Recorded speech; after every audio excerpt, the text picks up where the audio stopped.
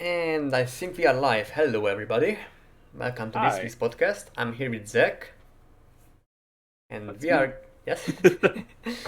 And this week's topic is going to be aliens. Well, which aspect of aliens?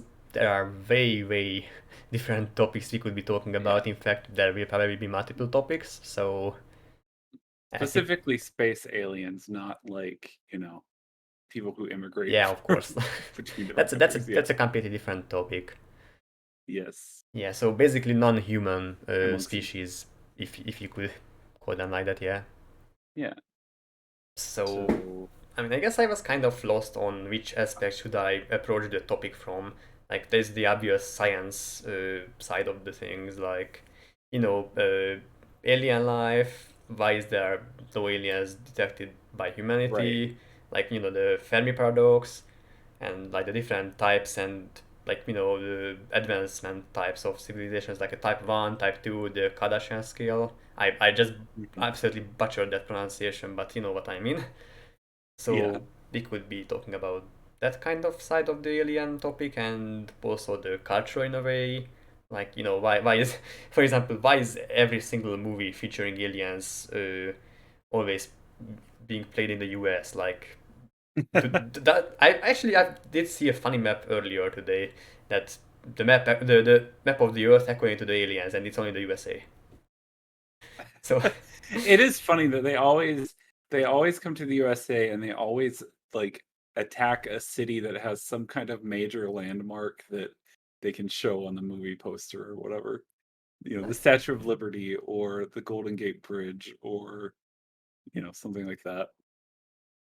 I mean, I guess it does make for a good selling point. Yeah, I guess so.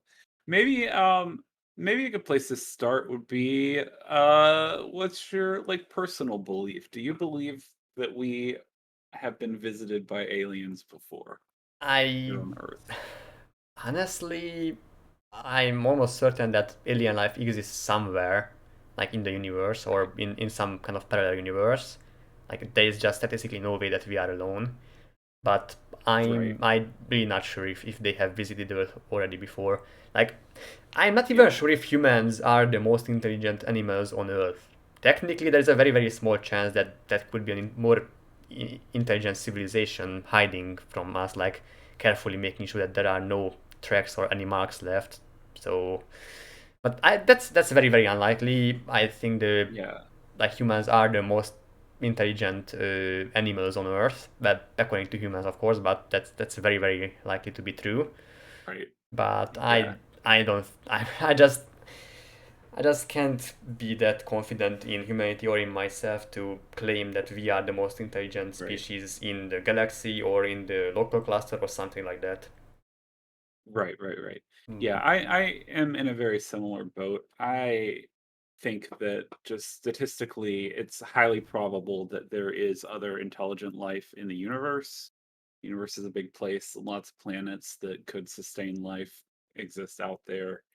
And even, our concept of life and our concept of intelligence are both pretty limited based on our, lived experiences as human beings, but I don't personally think that they come and abduct people from their beds at night, or yeah, I don't fly think. around, or that there is some large government conspiracy, like worldwide government shadow conspiracy to keep the existence of aliens secret. I just think they haven't come here and they haven't made contact. Well, technically, as I just seen in a Kuzgazak video earlier, humanity has been only around like the recorded history for like 5,000 years max. So if they visited Right, before, we would have no way of knowing or very little chance of discovering it. But yeah, I right. just don't think there is any like logical reason for aliens to abduct that many humans that they claim that have been abducted. Like, sure, maybe one or two specimen if they are curious, sure, but not that large Right. scale. It's just very difficult to try to theorize about stuff that you don't know yet or humanity has never experienced yet. For example, if somebody asks you to think of a color that has not been existing before, like just invent a new color, you probably would be struggling with it, right? Like I it's mean, you just can't, right? Yeah, yeah, you're it is limited by your own imagination and experience right. and like knowledge of humanity in a way. So we like to make sense of every information by trying to kind of backtrack it to some kind of human concept like reason, logic, or just carbon-based life forms, for example. That would obviously be very very different alien species out there, and we would have a very very hard time just comprehending them even. Like, Right. I mean, I am I'm a genetics person. Hi chat, by the way. So I know a lot about DNA and RNA and those sorts of things. But I always, when I think about aliens, I'm like, that's how life works on Earth. But who's to say? I mean, they could have a completely different system. They may not be carbon based. They could have completely different sort of like base pairings to us. Just like we have no idea. I mean, all bets are off. yeah, Anything's on the table. So, basically, whatever counts as habitable for them. For example, of course, the planets have a Goldilocks zone, or the stars have a Goldilocks zone, in which habitable mhm. like conditions for human life exist. For example, the Earth is within the Goldilocks zone of the Sun, but who knows what counts as habitable for other different species, right? Right. I mean, even on Earth, like humans can only habitate. Humans can only survive Well, in a pretty limited, number of situations without the use of tools, clothing, things like that. But then there's actually, life on Earth that lives in like superheated underwater, vents. There's life that lives frozen under the Arctic ice, places that we can explore thanks to technology, but not places that we readily survive. Um, and I think similarly, I mean, if we're going to talk about just like life on other planets, that's a given. Like there is bacteria on Mars. I mean, that's been discovered. yeah, and Um that is very unfortunate for us because of the yes. great filters, I guess. But we will discuss that a Yeah. bit later. And so while we're limited in our sort of habitat range, who's to say, what something else might be capable of? Um yeah, I mean, and even for interesting. humans, I think some of them do live in the Sahara or in the Arctic areas like the Eskimos. It's just that it's not very viable for them to establish large colonies and like actual innovative constructs there. Like it people can survive there. I I like to think that even if climate change does affect and of course it does affect the Earth very very harshly, but like even after that, humanity will not go completely extinct, but it will be just very very harsh for us. But humanity and other life forms, especially like the what is the name of the that one animal which can even survive in space? I think I'm not sure what the exact species is called, but there are some pretty resilient animals out there who can survive in very Sure. very harsh conditions.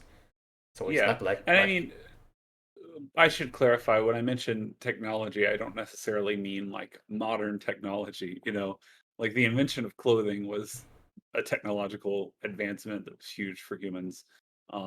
Uses of whale blubber and things like that, that those very ancient Arctic cultures use, that was technology, just tool use in general. So, um, yeah, I mean, who's to say what's possible out in the universe. So, yeah, I guess all these like leaps and advancements could be classified as filters in a way. Like of course clothing is not really necessary for a species to survive. Like there are plenty of other animals out there who are doing just fine without it. But if we are at the topic of like inventions and steps and so on, we could talk about the different great filters in a way that could be out there, and that could be one explanation for the Fermi paradox.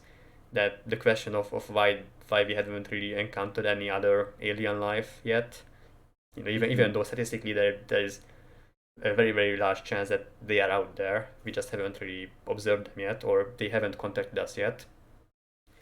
So yeah, you did mention that I guess we did find bacteria on Mars earlier, and well, obviously if it's It not a not when a was not an error and not like that could be a small chance that we've introduced that organism there, but Yes. let's just assume that the the observations were Yeah. correct and there is a alien life form on Mars.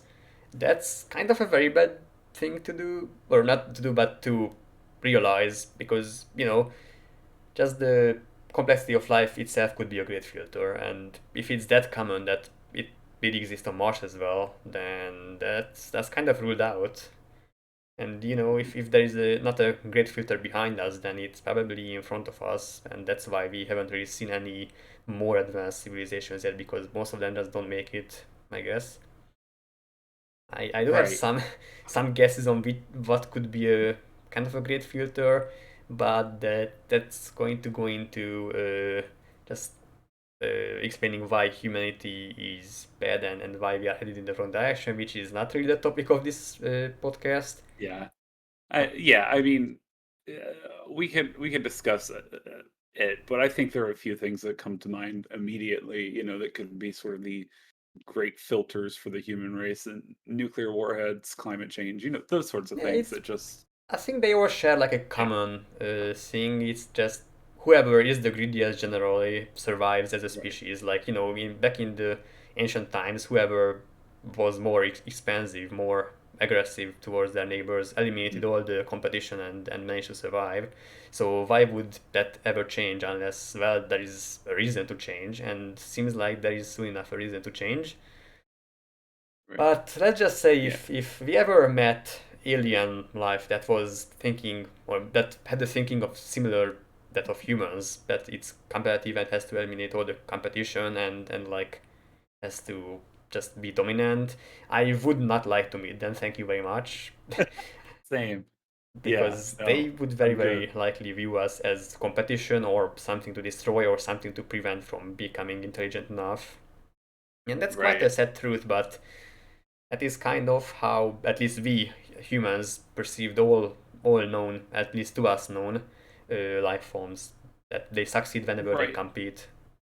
Well, and I think that's also why it's so commonly the story in science fiction that, we contact an alien species and their first thing is to try and, take over a planet for whatever reason, is because that is such an integral part of human history. Um, Obviously, there are exceptions to that. There are stories about cooperation and stuff like that, but uh, the general idea here is that sort of Yeah, whoever makes the first move or whoever weakens their enemies first right, stays alive in a way. That's evolution for you. right. Survival of the fittest. It's kind of the vibe, It's just a and sad thing that being fittest means being aggressive and destroying everyone else. right. Um, it's like playing, a good old game of Civ. Yeah, any strategy game really. You could just be peaceful and build a beautiful empire, but that was actually a very, very good saying I've heard recently, that just imagine a world that's all peaceful, everyone loves each other, and everyone just lives in harmony and peace. Like, our world would very, very likely attack that world because they would never expect it, right? They wouldn't be prepared for that. Right, So that's kind of an right, ironic and a very, very scary like description of right. humanity. If Well, I if we would think there's sort of a question of, the idea of like a great filter or the Fermi paradox in the first place is simply that, by the time society is sufficiently advanced enough to develop interstellar travel, they've also almost certainly developed, the means of their own destruction sort of along the way. Yeah, it's like Um, just but if you I keep growing and growing, you would eventually run out of resources on the planet, right? And right. that would And cause a collapse.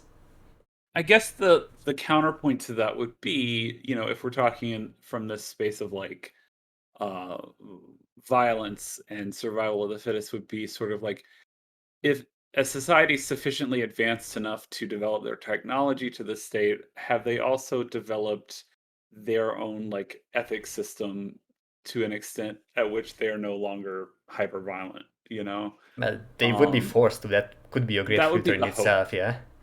Like Right, if like, that they would be our hope would be that in order to make it to that point, they would have had to have developed, the skills of cooperation, the ethical systems and boundaries that would prevent them from just, you know, I mean, the main question destroying everything is they come in contact with. the main question is would that like empathy and just being forced to work with each other also extend to other species or just their own species? Hmm. Because obviously you wouldn't. Right. Generally, humans have like a unwritten kind of agreement or contract not to like go out of your way and just hurt somebody else, because you know that if people were thinking like that, it would not be really beneficial for anyone here on Earth. But I guess most humans have no real guilt or thoughts about just hurting lesser animals in a way, if you could put it that way, intelligence Right. wise. Like we, Yeah, we I mean, a don't really lot think about don't. just stomping on an anthill, for example. Well, I mean, That, even look at, consumption of pork. oh yeah, that too. Pigs are very intelligent animals. Yeah, surprisingly, yeah. I pick them more because they're noted to be more intelligent than, chickens or cows or the other animals that we commonly Cows are eat. pretty intelligent as well, but yeah, But chickens are generally seen as the like less dumb. intelligent food. Yeah, but we still eat them. Um, Yeah, and yeah. it's like Miss. I was thinking a lot about just if I were to reincarnate on Earth as anything, would I choose anything but a human? It would be probably suffering or just like a very very sad life not to be a human on Earth. Like we It we, would we are very be. lucky that We are. Yeah, and we're, we're in particular lucky that we live in the time that we live as well, that we can discuss this kind of stuff. yeah, But we it's might be like getting off topic a bit. But no, like Miss Lady Halloween makes a good mhm. point in chat saying that she'd begin to question aliens at the level we're on right now, because if we can't even get along with each other, then who's to say they get along with themselves? And that's a good point. Yeah, that to be Um, fair, as long as we don't really get along with each other, we can't really survive long. So maybe that's why every other alien species just died out. right, right. It's also kind of my same explanation for why I don't believe in sort of a big government conspiracy to hide the evidence of aliens, is because like that would require cooperation from every government in the world, and they can't agree on anything. you know? Like somebody would have said something by now, right? I Um mean, sure, they can try to like discredit it as like just a crazy conspiracy theory, but if it makes enough sense, then I don't think you can hide anymore, right? right. I don't think that you'd be able to get all the major world leaders on board to keep something that high profile a secret. um Somebody, North Korea, somebody would get mad at some point and spill the beans. But also, I mean, given how much of, at least in the United States, like UFO culture grew up around the space race during the Cold War, it's hard to imagine America and Russia ever getting along on anything. But a lot of these conspiracy theories and conspiratorial thinking we have is kind of set amongst that backdrop of like that's where it started. It's like, so you're telling me that America and Russia hate each other, can't get along, but they're both keeping secrets about the aliens. So Well, to be okay. fair, I mean, it would make sense if it could prevent generic Maybe. population outrage or just mass fear and stuff, then it would be in the interest of both of the governments. But again, that would be a very very difficult thing to just keep hidden. It would. It would be difficult to keep it hidden. It would require cooperation from an enormous number of people. It would just be unreasonable, in my opinion. But uh, I I mean, guess stranger things have happened. It's more fun to believe, even if you don't really want to. Even if your brain's like that, just doesn't make sense. yeah, Sometimes it's more fun to be like, maybe there's a chance. to be fair, even if there was like a discovery, a lot of people would just not believe it. I guess humanity is strange.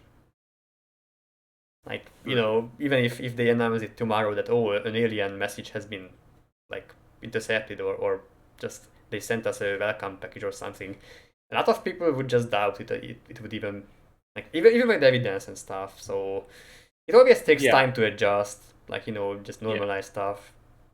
I mean, I don't know if you have this in Hungary, but in America, there are people that don't believe in dinosaurs.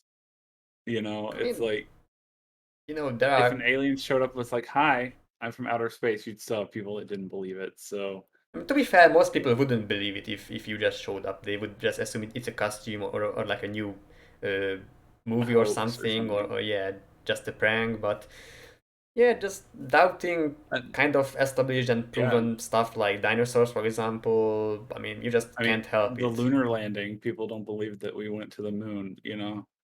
While I'm kind of upset about the existence of some people, they don't have any less right to exist. They can exist just fine, but like people believe whatever they want, and that's kind of my point that it takes time and like a lot of discussion to adjust to something new. That's why science is kind of struggling like with the innovations. Even if you come up with something, for example, a miracle drug that cures cancer, people would be still very skeptical about it for a while, and just take a bunch Right. of time to adjust. Like cultural and like practical rules have to change. It would be a very, very difficult thing Yeah. to like quickly react to an alien invasion or an alien just any kind It of diplomatic approach even. right. It would be a huge paradigm shift for people. And I it will be mean, also a humbling experience for humans because most of the human race, I guess, likes to think of themselves as superior beings. Like some of them may even claim right. themselves divine, but that's another topic. Yeah, My point of view is that we are animals on Earth, and we are just a bit smarter than other animals. We are nothing right. special, really. We developed language and tool use through evolution, and that has made us able to sort of be the dominant species on the planet. But, well, depending on how you look at it, I mean, if you're looking at biomass, there are species that, you know, outrank us by quite a lot. But yeah, no, I just think that it would be a huge thing for people to grapple with, not just from sort of, a cultural perspective, but also like, you know, religion. Like those people would have a lot to say, I feel like, about aliens. It would be a big deal Well, I feel like if religion if there was concrete proof. is just interpreting stuff that you can't really explain in a really comprehensible way. Like I bet some myths would emerge if we made contact with aliens about like trying to explain stuff more simply. But of course, if you try to simplify stuff, it always just leaves out details and it becomes kind of wrong. Right. But it would definitely Um, affect the culture of Earth if we did make a discovery like that. for sure. Uh, I just think of, those people who don't believe in dinosaurs, the people I'm thinking of are typically like young Earth creationists who believe that sort of the world was created in a certain span of time and that you can look at biblical sources to figure out how many years the Earth has existed, and that's that. Anything that disagrees with that isn't real. But to there And be those types of people would have a really hard time with aliens, with life from another planet. Um, it takes a lot of energy and time to adjust your worldview, and the more like bizarre and the more like far-fetched something seems like, the more difficult it is to accept. for sure.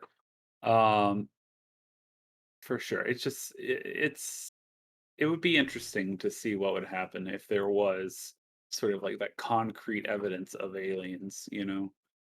Um, to my knowledge, we don't have that. I know there was recently a Pentagon report here in the United States released about a number of UFO sightings that a lot of people were sort of touting that it was going to be this huge deal, that it was going to kind of like prove aliens are real. Even after it came out, some people were like, yep, see, it proves it. If you read the report, which is not very long, it kind of just said, if I recall correctly, no, we don't have an explanation for these UFO sightings. That doesn't mean aliens, you know what I mean? It's like But basically we can't rule them out, but we can't really take this as an evidence yet. right. And again, Right. just some. It's not like we completely know everything of like the happenings on Earth yet to explain everything. So there could be any reason why those measurements happened. Not necessarily just aliens. Could be another government secret tech. Could be some sort of stratospherical stuff that we don't really fully understand. I mean, there's just a lot of uncertainty about stuff. I generally like to think that we don't know that much, and like it is very difficult to know something for certain. Like you can just rule everything out. As I mentioned earlier, I'm not even sure if we are the most intelligent species on Earth. It's very likely, but you just can't know anything Right. for sure. And it's not any Right. different with aliens as well. Yeah, and that tends to be when you're dealing with sort of conspiratorial thinking, whether it be, the lunar landing was a hoax or aliens are real or anti-vax people or whatever, that tends to be the issue is that science can only disprove things, it can never like prove things.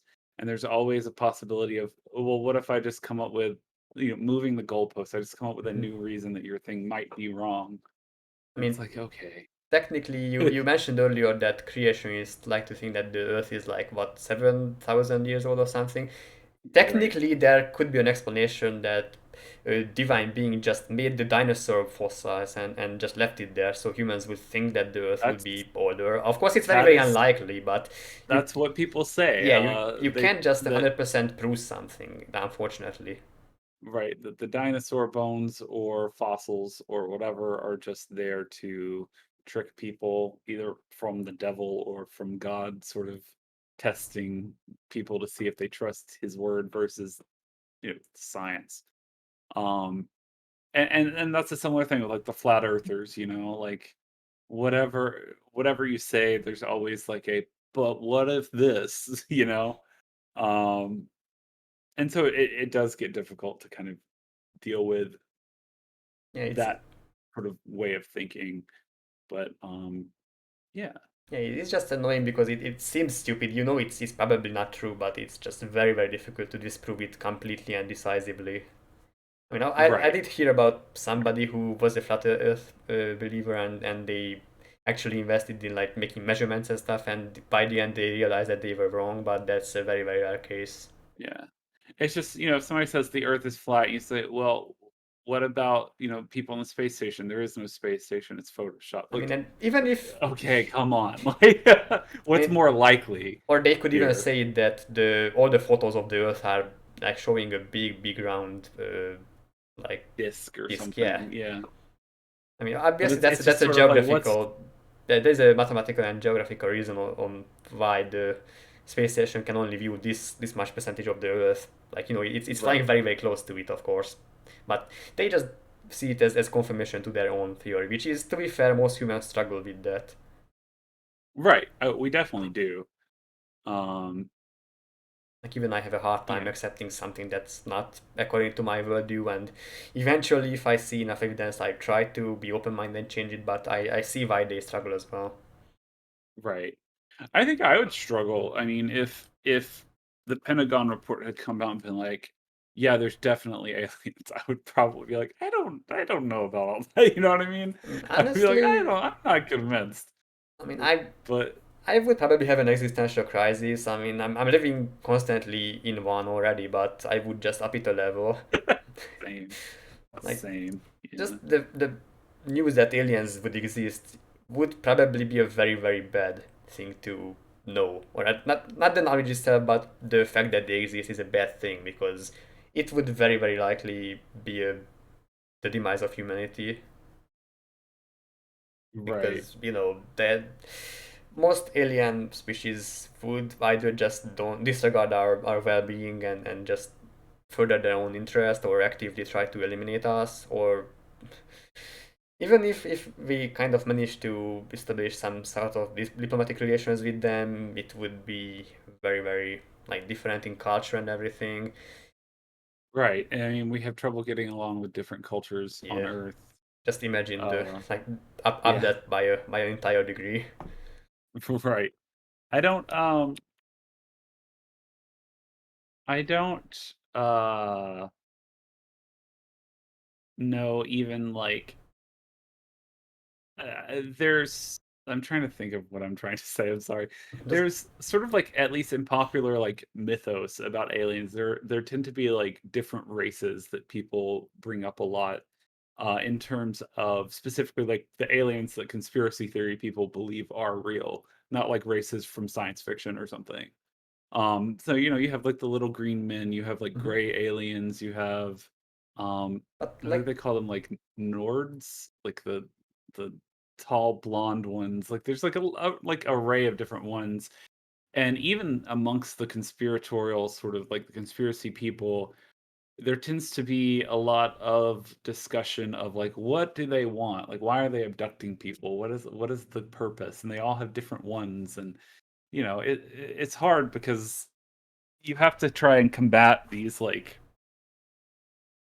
these conspiracy theory ideas that themselves are not like a unified theory, you know? it's It's just like different explanations of stuff that yeah, you can't really explain yet via science. I mean, again, yeah, it's the limits of humanity. We can only think in terms which make sense to us. Like, for example, we like to imagine humanoid aliens, but it's very, very likely that if there are aliens out there, they wouldn't be humanoid. Just for example, right. imagine if there was a spider race which was as intelligent as humans and was as large as humans on another planet. Would Mhm. they like have the same wants, or would they have the same society as humans? I don't think so. Like insect brains work very, very differently than of like ape brains. Like Right. they would be very, very I mean, difficult to just imagine what they would even want.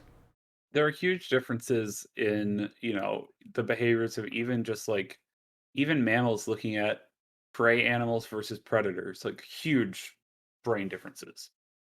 Um, and even in species that are closely related. And then it's harder to even still to think of, species that don't reproduce sexually, like they would have a completely different perspective to like, Yeah, just I mean, just clone themselves. Why not? Or just like yeah, but I mean, just think divide like about cells. how much of human culture revolves around sex. Like it's huge. That would be a I mean, not huge just human, difference. but Um, most life on Earth is basically based around producing offspring. Like right. that. If you could Right. call it the purpose of life, that would be the closest thing to That is imagine. the biological imperative, Yeah, yes, to like pass down your genes. But like who's to say that they have the same means of reproduction or whatever. or if It's they are even it's mortal in a way. Like, do they even need to right, reproduce? Can they just like right, upload themselves and recreate themselves whenever they get destroyed physically? yeah. Like, what? Who is there to Who's say? who's to say? So it's there'd be huge differences in culture and like Well, it depends on how huge intelligent differences. the two species, humanity and the alien species, is like on the Kardashev scale. Like we are like a type point 7 something right now, like on that kind of scale. If we encounter something above 2, we probably wouldn't even comprehend them, and they wouldn't even bother to talk to us. Uh, So I mean that's entirely possible. I've also heard theories that uh there might be agreements among alien species not to contact species that aren't developed enough oh, the zoo like theory, us. right? Yeah. So I mean we have an agreement in place that if we were to find, for example, bacteria on Mars, which we have, that we would leave it alone Ah, basically.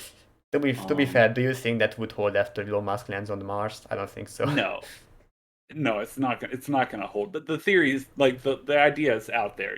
If anything, it's more like um reservoirs and national parks in a way. Like, just don't right. bother them and don't go into them that much. Don't interfere with their natural sort of goings on But even until maybe then, they're ready for it. there would be poachers probably like just in national parks. Like, of course, I'm already talking about stuff that's based on humanity. Who is there to say that they just Right. don't have a perfect like security system for that? I, Oh, I bye, think. Miss Lady Halloween. Bye. Yeah, thank you for being here. Yeah, no, I think But I think that's sort of also the limits of sort of the popular alien like stories and stuff is sort of that human limit. Like people would say, "Oh, well, the reason that aliens aren't a bigger deal is because they're not allowed to contact us, but the ones that are abducting people, those are like poachers." You know what I mean? Like people would still take that very human perspective Hmm. and frame things that way. And to be fair, it can be an Um, explanation, of course. We don't know if it's true or not, but that's the only way we could make sense of directions if the observations are right, correct. right. I know also, at least in the United States, UFOs, UFO sightings really blew up in popularity around like the late 40s, early 50s. And I know a lot of people have kind of pointed to, at least in that sort of conspiracy thing, pointed to like detonating atomic bombs as sort of the signal that like went out to the universe that Mm, aliens then started to come to Earth as a result of whether that be, I guess, I don't know, well, fear of atomic bombs or or a sign of our progress or something. I think that's a I little silly, mm, but I've heard people say that. I I don't mean, know if there's a atomic bombs name are for that theory. certainly a big step, like a destructive way. Like before atomic Mhm. bombs, sure you can like drop napalm or something, or like just natural bombs, but they don't even come close to the firepower, and that could be like Right, a specific hurdle or something that they right, were waiting for us to cross before they try to like eliminate us or regulate us or just observe us more closely. right.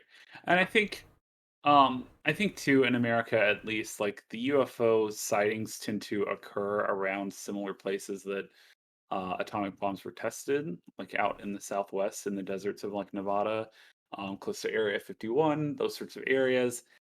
And I think part of that is, I think it's fair to assume a large number of UFO sightings were experimental aircraft and things like that, and that those are being tested in the same areas, the top secret areas that the Manhattan Project occurred in and stuff Yeah, like that. that would make sense. Yeah. But I also just think that after World War II is when the space race kicked off, and just the idea of going to space and space travel became a huge part of American culture.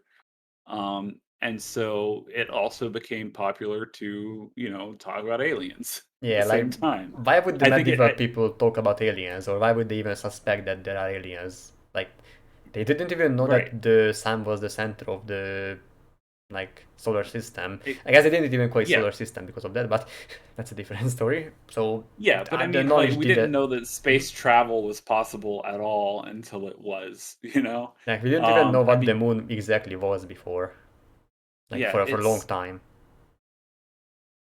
and what that what like the invention of flight by the Wright brothers was only like how many years? It's much within the fewer last years than you would 200, think. like You it's know, the time span from the invention of flight to the lunar landing is like not nothing. You it's know what I like mean? what 40, 50 years. Maybe I think it was in 19 something. I mean, obviously, if Yeah, you look at the military usage of it, of course the military it could pick went it up instantly, right? right. It So 1903 oh yeah, yeah. was when the first airplane was invented, and the first lunar landing was 1969. Yeah, That's like what that's 60 years? nothing. Yeah, 66 We years. are almost 60 years from Um, the lunar landing now, so right. that's kind of Yeah, and so it's spooky. just before you even knew that was possible, you know, people weren't really thinking about aliens. And then as I soon mean, as that people were became such a yeah, common thing to talk about, and it was in the news constantly talking about the Russians going to space, um, you know, NASA being what year was NASA founded? I should know I should have looked this stuff up. Um, but mm, NASA being founded in 1958, stuff like that. Yeah, no wonder aliens started to become such a popular sort of cultural thing. They show up in sci-fi stories, yeah. Of course, um, like Hollywood and every and other like story writer will capitalize on this new craze that oh my god, aliens are a thing now, right, or if they could be a thing.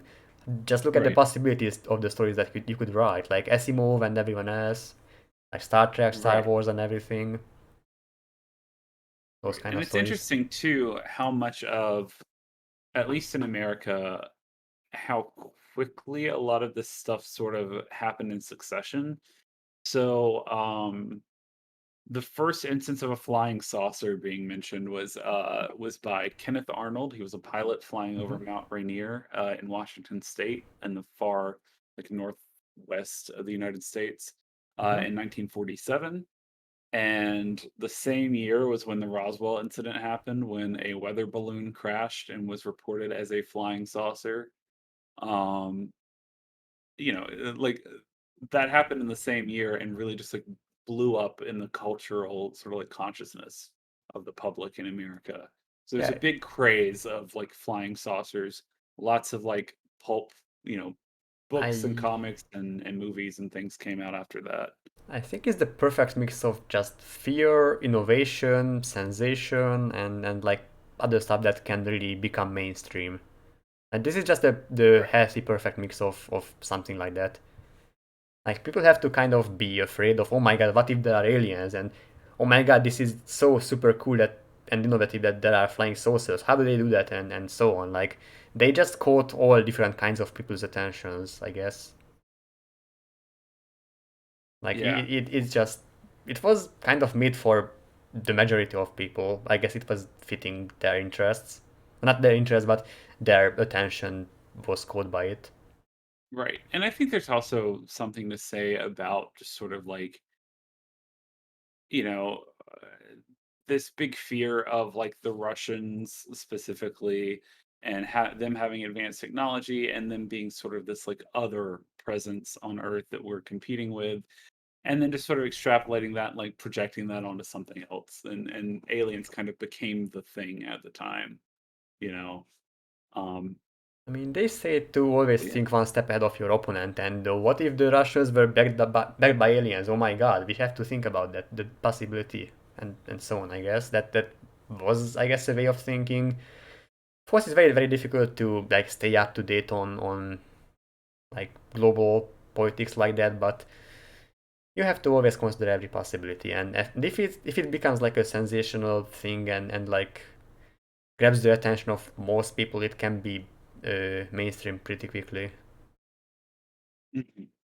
And once a very very successful piece like a movie or something like that hits, every other uh, movie and story writer kind of copies it off. It's not really copying, but like just doing work in the same topic. Like Right. innovation is very very very difficult.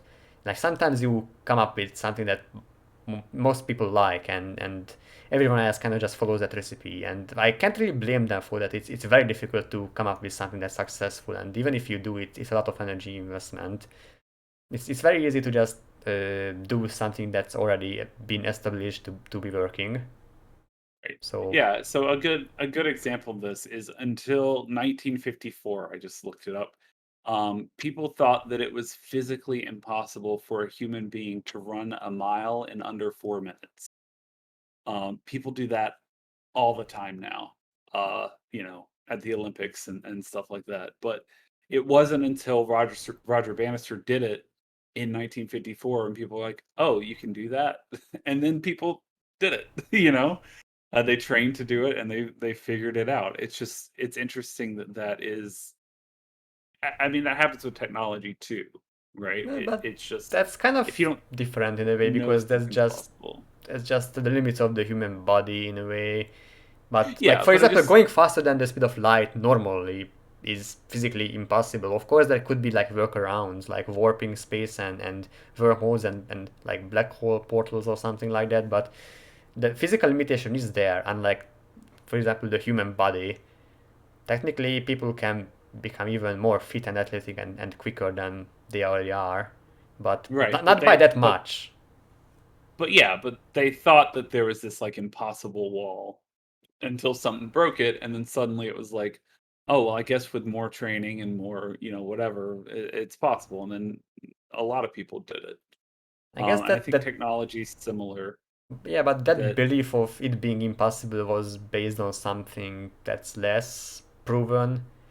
I guess science is about like proofs most of the time, fortunately or unfortunately. This is why I love and hate mathematics at the same time, because I have to like study all the proofs for the theorems, which are in themselves super interesting, but proving them and memorizing the proofs is a different story. But luckily, science is mostly about proven stuff, and just therefore it's Yeah, way more difficult to make incorrect assumptions that are very sure to be true. right. I just as scientists, we kind of operate off a lot of assumptions that the way the scientific method works is that if something gets disproven, you adjust your worldview Yeah, and if you it's move on founded on from that there. basis, then you just re-evaluate the entire And, thing. and so similarly, like the speed of light was held as a universal constant until it wasn't. Well, And that's we had to adjust a lot of things in physics as a result of that. Um, and still, I think that happens a lot where something is discovered or something doesn't quite fit and it forces you to adjust your worldview.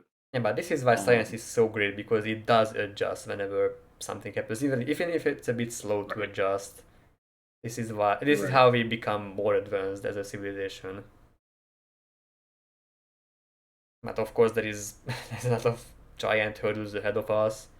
And just even becoming a Type 1 civilization that can utilize the entire energy of the single planet that they inhabit is still quite a distance away from us, I believe. Like multiple hundreds of years. Of course, the like scientific revolution the last like I don't know 50 or something years could mean that we are accelerating, and who knows, maybe we could even develop a technology that helps us live longer. Like this generation could live for hundreds of years maybe. You can never know. I sure hope so. I live for a long time if of course the environment is friendly enough to that, but Just kill me. I mean if it's not, then yeah. My will to live is not that strong. But Yeah. also hi Sim Adam. Yeah, hello That's Adam. I almost said Simadim. That's not your name. Hi Adam. I, Um I guess I will just call him Adam. That's probably the safest bet. I'm terrible with like pronouncing names and like figuring out what to call everybody, so I just try to do the simplest thing. But yeah, that could be a great future as well. Just like not being able to figure out a solution to over competitiveness and overconsumption because of the competitiveness. Like many alien species could have failed at that level, and well, I'm a pessimistic guy. I've come to realize that, but I don't have much hope for humanity. But we can still try. There is still time. I mean, for yeah, innovation. And if I not, then I guess I get to witness something great. we it's hard to talk about without getting too into the weeds of, climate change and stuff Yeah. like that. We are very much so past the point of no return for a lot of things related to climate change. But, you- it's possible that somebody makes, a radical discovery of a new clean energy source or, a much more efficient version of one of the clean energy sources we already use or something like that that just revolutionizes everything. It could happen. Um, Yeah, we have a bunch of plans. Like even for Dyson spheres, we have a bunch of solutions and plans and like blueprints on how to achieve certain stuff, like with giant mirrors and just, for example, mining stuff on Mercury and just sending the probes to space and harnessing energy that way. It's not like humans are not that creative. They are, and they have come up with a bunch of solutions. It's just that actually solving something that concrete is a whole different story and requires a lot of testing, requires a lot of like exactly shaping out how it is. Like it's easy to like I guess it's not that easy, but it's easier to just come up with some theoretical thing that could work or could not work. Like there could be some inhibitions which prevent actually going through with it, but in theory it could work, and actually putting something into practice which is kind of urgent and just solving the greenhouse gas effect and so on, like solving the water crisis. in theory they could work, but in practice it requires a lot more like thought and time and research. Right. Here's a question that's gonna make me sound dumb. I don't think there are any questions like that, but No, I've no, been proven wrong there's before. there's one coming. I know what a Dyson sphere is. And chat, if you're not aware, it's a proposed structure built around a star in order to harness the energy of that star. So, like, just imagine, like, you've got the sun, and then someone's built around it like a bigger sphere that's hollow out of like solar panels facing inwards, so that all of the light coming out of that sun gets captured as and stored as energy that can be used by a society. Hmm. And the reason it's been such a popular sort of idea is that it's something that you could actually like Imagine.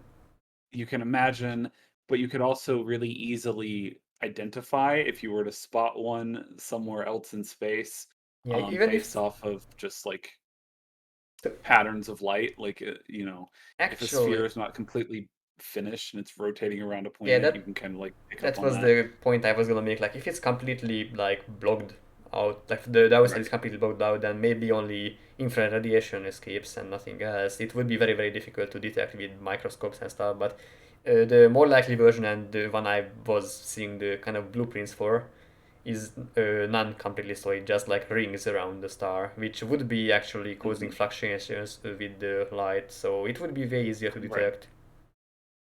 Yeah. So the idea is that you'd be able to detect one of those by observing uh, light coming in from space for sort of a strobing pattern, or a regular sort of like decrease versus increase in the amount of light. I'm doing a hand motion. I mean, if you can Um, detect black holes with this strategy, you can detect Dyson spheres as well. right. My question, which has now been answered for me, so that's great, was if the Dyson Vacuum Company was named after the same guy who invented the Dyson Sphere idea. It's not. I don't know if they have that brand in Hungary, but it's I don't Dyson really is recall a that name. Dyson is a very expensive vacuum company in the United States. They make I believe really Dyson fancy is vacuum cleaners. kind of a common name, or I guess I would Um, imagine it's more common than. they make vacuum cleaners that cost too much. That's what they do. I mean, So that I was would be a just great curious slogan if for them. That it was kind of like if it was named for the same person, if it was like based on maybe some principle that he had discovered, some physics principle that makes their vacuums so great or something. I mean, But they nope, they sure are unrelated. pricing it like that. That's for sure. It's named after another guy named Dyson. But apparently, the vacuum company guy invented the dual cyclone bagless vacuum cleaner. Oh, so And if I, maybe that's what I maybe like that's where I was, I guess, wondering, was like maybe if Freeman Dyson, who is the guy who I guess they named the Dyson Sphere after, oh my God, invented wait, some principle that had worked hold on a before. second. So thank you for the sub. I just stopped you because there is a loud sound playing for a while, like the Oh, Skyrim main theme a bit. Zal 1000 just Just hi subscribed. Zal. Morgan. I just Sorry you came in while I was talking about I'm vacuum sorry. No, cleaners. I just stopped you because I didn't want any like verse to be lost because of the notification. So you Oh, can, no I guess, worries. continue now. My point is they're different people, so it's fine. So actually, you guys have heard it here first. If you name your kids Dyson, they would invent something great. Yeah, like a Like at vacuum least, cleaner. yeah, there are at least two precedents for that now. Well, The they Dyson are Sphere guy last and names, yeah, just not first life names. hacks. Just name your kids Dyson and they would be clever. I wasn't named I don't Dyson, but I wish I was I don't sometimes.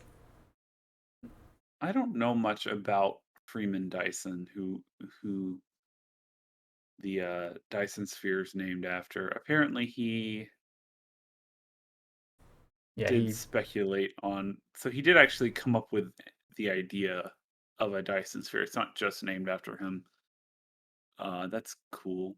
I mean, most of the time the inventor does get the like some sort of name insert into the final product, like Newton as well, or like Tesla or something. People like to reuse names, and it just makes sense. It's an easy way to name something after one of Hmm. the inventors or the contributors. Well, he may not be the first person that ever came up with the idea. Apparently, there was a Russian who, I guess, came up with similar ideas to him or something. Oh, I might be in the wrong paragraph, but still, like, I don't think he independently came up with the idea, but he is the person who the idea ended up being named after. So the first contemporary description of the structure was by Olaf Stapledon, who's British. But that was, I guess, he's a fiction writer and not like an actual science To be person. fair, I So respect fiction writers who do make their research and try to come up with like feasible stuff, even if it's fiction. Like that's just a huge investment, and I respect that. And yeah, somebody did oh, mention for Nikola sure, Tesla. For example, the company Tesla is probably named after him in a way because it electricity and is. stuff. That Yeah, it's just easy to make a name insert right there. Like, yeah. I mean, he's already a household kind of name before the car company, and so they just kind of co-opt that. Like, if you think about Nikola Tesla, you think about electricity, and they make electric cars. yeah, So, it just makes sense, and it's not yeah, like you can copyright the name. So it's just an easy way to name a I company. do. I do think it's funny that the Dyson vacuums, a lot of them have a sphere in the design. Like they have Oh, like a big ball, but that's yeah. neither here nor there. It's unfortunate how the name Dyson Sphere is already taken, right? I guess so. They could just call it like that. Yeah. But I can't even comprehend what somebody could do with that much energy or where to store it, I guess. You would have to come up with some sort of invention to actually efficiently store it. Like, even nowadays, like we are coming up with lithium batteries and stuff. I Mhm. can't even imagine what kind of material those will be made out of. Like, that can store the So energy of an entire sun or star, so not sun. if you're building a Dyson sphere around the sun in our solar system, you gotta first hollow out Mercury to just be a battery. Yeah, that was Like, kind of the plan to mine out Mercury and produce a bunch of like materials for the solar yeah. panels. I have to rewatch that video sometimes actually. That was an interesting one. I believe it was by Kurzgesagt as well. But yeah, I actually did not watch that video before this. Yeah.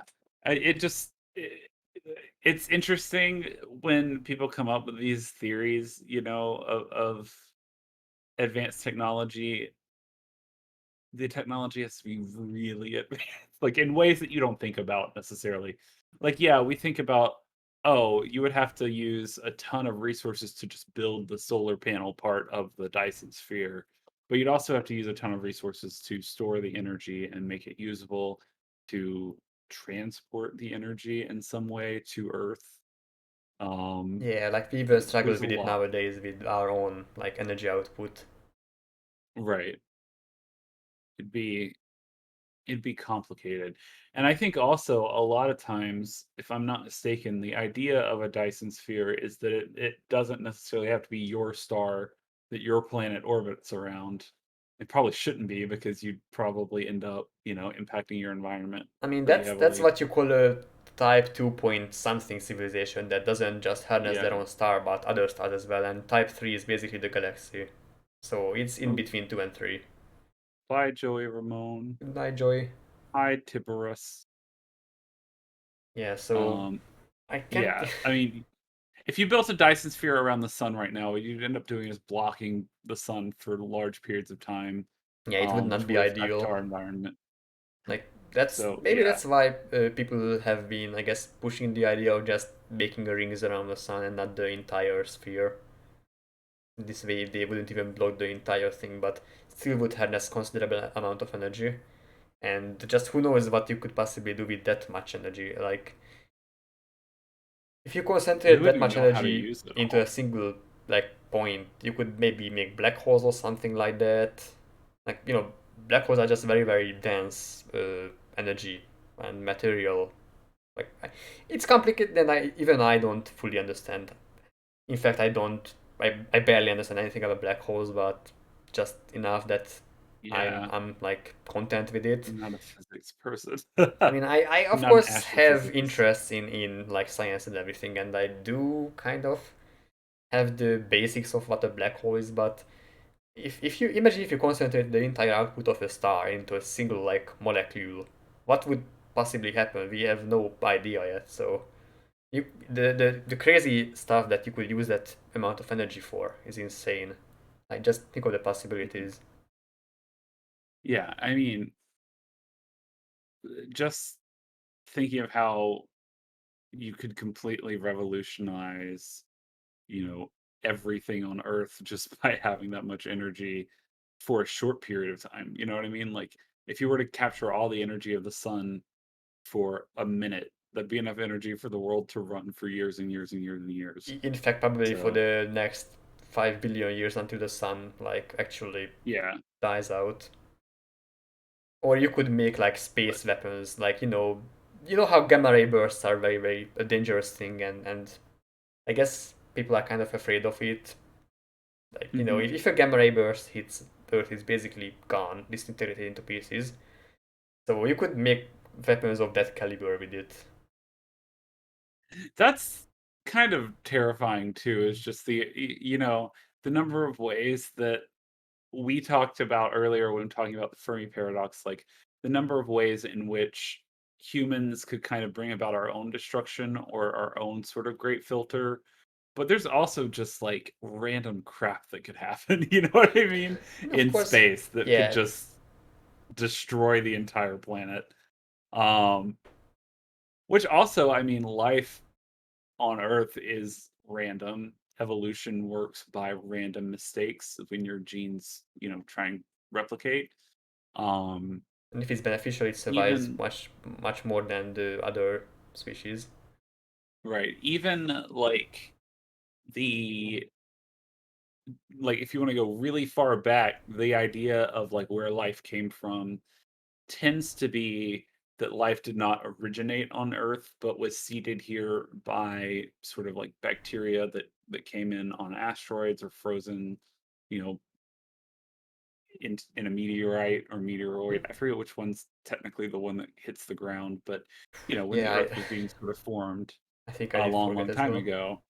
And the idea, a very popular idea in the field of sort of astrobiology is that, there's frozen chunks of ice that contain microbes and microorganisms that are just kind of floating around out there in the universe, Um, and that's sort of how a lot of the stuff spread from place to place. Not necessarily that like Earth is where the first, living thing ever in the history of time originated or something like that, Well, but that it that would was sort of certainly destroy a great filter. Like if yeah. life is that common, then yeah, that's not a great filter. It But would that's a pretty common idea for just sort of like early life evolution on Earth at least is that it originated in that way. Um I mean that I would make don't sense, yeah. know. Yeah. I don't know, like, even so that's a random event, though, that Earth happened to be a planet that happens to be in the sort of the right sort Yeah, of it's buffer habitable zone and to it was in the sustain way. life, and it was in the way and got hit. Um, so all these random accidents led to us being here, but similarly, they could something could happen at any time. A big asteroid could come and just wipe us out. I guess that's why there is push for like being multi-planetary species, like just trying Right. to colonize Mars and other like Jupiter's moons. Even if something hits Earth, we wouldn't just die out completely. No, to be fair, if Right. something hits the entire solar system, then we would still be in trouble. But True. that's kind of a far-fetched idea and also very dangerous in a way. Just like if we are talking about colonization of space, we kind of have to relate back to the colonization of Earth. And like, if you colonize another planet, they wouldn't just be a colony for a long time. They would probably become independent sooner or later, and that would make for an interesting shift in like the power balance. Because right now, obviously, humans only inhabit Earth and they are the dominant kind of animal there. So the only conflict is basically between countries.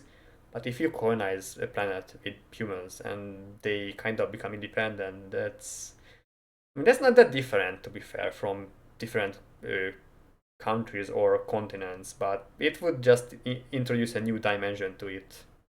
It would also be a huge, like, genetic bottleneck, um, where you'd have unless you had constant travel between Earth and whatever the colony is, That depends. you would have Mars whatever group maybe. of people colonized the planet, um, now living under a different selective pressure than they would be on Earth, and eventually you would have, like, divergent evolution sort of happening, Yeah, just imagine um that gravity is like what 40% on Mars that is of on Earth, and you would have to evolve differently. Like if somebody was born on the Right, Mars and like adjusted to that environment and came to Earth, they wouldn't be able to like just handle the gravity there and would probably need some external assistance to even walk around. right. Yeah, it would happen over the span of time. I mean, the reason we have different races on Earth is because of genetic bottlenecks of, individual groups of people leaving out of Africa and going into different parts of the world, and then based on whatever genes they carried with them, and how those genes then sort of like recombined over time is why they look different than people who are Mhm. from Africa. Um, Something similar would inevitably happen. It may not be, we think of race, we tend to think of skin color as the primary trait that differs between different races, but who knows? There could be huge differences in people living on a different planet, even if they were humans to begin with. Actually, I think I did watch like a movie or an anime about like space, where one like race would be the humans who escaped on a spaceship and just like stayed that way for thousands of years, and whenever they returned to Earth, there would be like an alien like species there, and it turned out that they were just the evolutionary next step for humans. So the divergence of the human like the entire human race would be interesting if we put a bunch on Mhm. another planet and just waited a few thousand or million Yeah. years. Humans on Earth are kind of, I guess I wouldn't say we're done evolving. I mean, we still are kind of evolving in a sense, I mean, but evolution is never done. for the most part, we're in a state of equilibrium. Um, we're all humans, and we're gonna stay pretty much the same. I mean, if Nobody's gonna grow new legs and to be be fair, the like, next "Oh, step is gene editing, so that could be right." a thing. Although, to be fair, But you could just generate yourself for Mars. yeah, I guess so. I don't know. But yeah, I if you split and went to a different planet, it would be a pretty drastic effect, I think. And not immediately, Um, but the like 10th, 20th generation would look a bit different right. already. I mean, already there are, health differences for astronauts who have gone to space. Um, I don't know if you've ever seen pictures of like twins where one of them was an astronaut. I guess you do kind of like. Actually, I think that was probably first of all because of the radiation that you kind of encounter in space and just have to survive, and second of all, the gravitational changes that Mhm. your body wasn't really just pressured together by gravity constantly, so you grew a few centimeters because of that. Like you became taller and stuff like that. I Right. guess like outside natural just Yeah. occurrences. I mean, astronauts have to spend a lot of time doing exercises and stuff on the space station when they stay for extended periods of time, Yeah, because your so that muscles when they would come just back to deteriorate. Earth, their muscles haven't atrophied and stuff like that. And just Their imagine it. bone density stays, within normal parameters and all that stuff. Yeah, just But imagine imagine if being you were living on born. the moon or Mars and you would Yeah, get used to reduced gravity. Your muscles would just not be able to support you on Earth. right. Your bones probably wouldn't be as dense, and there'd be a lot of stuff different, I guess. Actually, related to that, I I have read a very interesting concept some time ago about this gravity and the solution. The proposed solution was basically a giant like not even sphere, just a, how do you call it, that shape in English? Just like whatever you wrap the toilet paper around, basically a pipe or something like that, Hmm. and you would constantly just rotate that in space to like emulate gravity, and the entire spaceship would be like a spherical landscape. So you would just look up the sky and you would see the opposite side of the the I know I've seen what you're kind of talking about, like artist depictions of it. yeah, that would be a Um, very bizarre thing, and gravity would work because of the centripetal forces, I guess. right. But like you could just jump high enough that the gravity would kind of stop for you. That's very disturbing in a way. Or if you just Yeah, like sent a paper yeah. plane, like I those spheres would be like what 10 kilometers in If diameter, you I could guess. go, yeah, if you could go far enough in one direction, I guess you'd no longer be acted on by the gravitational force at I mean, all, even. if you just go into the You wouldn't middle just of like the flip and fall yeah, upwards, if you go to but the middle of the pipe, you would just stay in place because you wouldn't have any gravity. I guess the momentum would still carry you though, but right. you would have You'd be to have like a spinning. jetpack or something to get down from there. You would essentially be up for every single direction, and that would be kind of scary. But It'd be yeah, weird. that's just very spooky. That no matter wherever you look, there would be just landscape. I Like feel you, like I saw a movie that had a similar idea for the space station in it. I think the spaceship that I've seen the blueprints for had like four different like tubes of that, just constantly rotating around. I mean that's kind of unsettling, but also very genius in a way. Like I would not have thought about some solution like that. And to be fair, it does make sense, and it also solves the gravity problem. That Yeah, I think that's always interesting is sort of how people approach these issues in creative ways that I would have never thought of. I mean that's why we have Yeah. 7 billion humans. We have 7 billion different brains to Yeah. think with, and eventually one of us And will come up with an idea. even just like fiction writers do a great job of it sometimes. Do you have any do you have any science fiction recommendations about aliens? We should get back to aliens, I feel like. I mean that's kind of on topic at least with space travel and such, Yeah. but yeah, we have went more off topic before, so it's fine. What uh, I guess I always what wanted to read the Asimov books, but I've never really just I never have either. yeah. I Asimov, though, is very well noted for like Android related stuff. I know that. I don't know how much he's written about aliens because I'm just not that familiar with I mean, him. to be fair, it makes sense to like make robots carry out the physically straining and difficult tasks, and it's the same in space travel as well. Like if you have to travel somewhere and just like survive, for example, near light speed, would you rather send like a human being who is really fragile and has to like I don't Hmm. know uh, eat or gets old with time, or would you just send a robot who doesn't really suffer from these problems? Doesn't have to eat or drink or sleep or Yeah, but that yeah, kind of introduces a different problem, which is basically right. sentient AI, and it could turn on you. That could be another like great filter, just making sentient AI.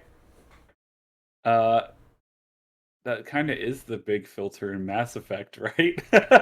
Yeah, I that. mean, Yeah, creative writers do tend to just take that to the next level. But yeah, I'm kind of afraid of right, the AI revolution, but there is no way of avoiding it. Somebody will come up with it eventually. Like right. even if it's humans, even if it's another like alien race out there, we both kind of Right. have to overcome this hurdle The sometime in the future. Cylons or whatever. I mean, if They're you don't called. research it, somebody else will, and then they will have the power. So True. it's kind of I inevitable. It's like a prisoner's dilemma in a way. I guess so, yeah. I read, and I'm gonna butcher the name of this author. He's a Chinese author, but I read The Three Body Problem, which Oh, I is wanted to part of read a that sometime. trilogy by I believe it's Cixin Liu is how it's pronounced, but I might be pronouncing it completely wrong.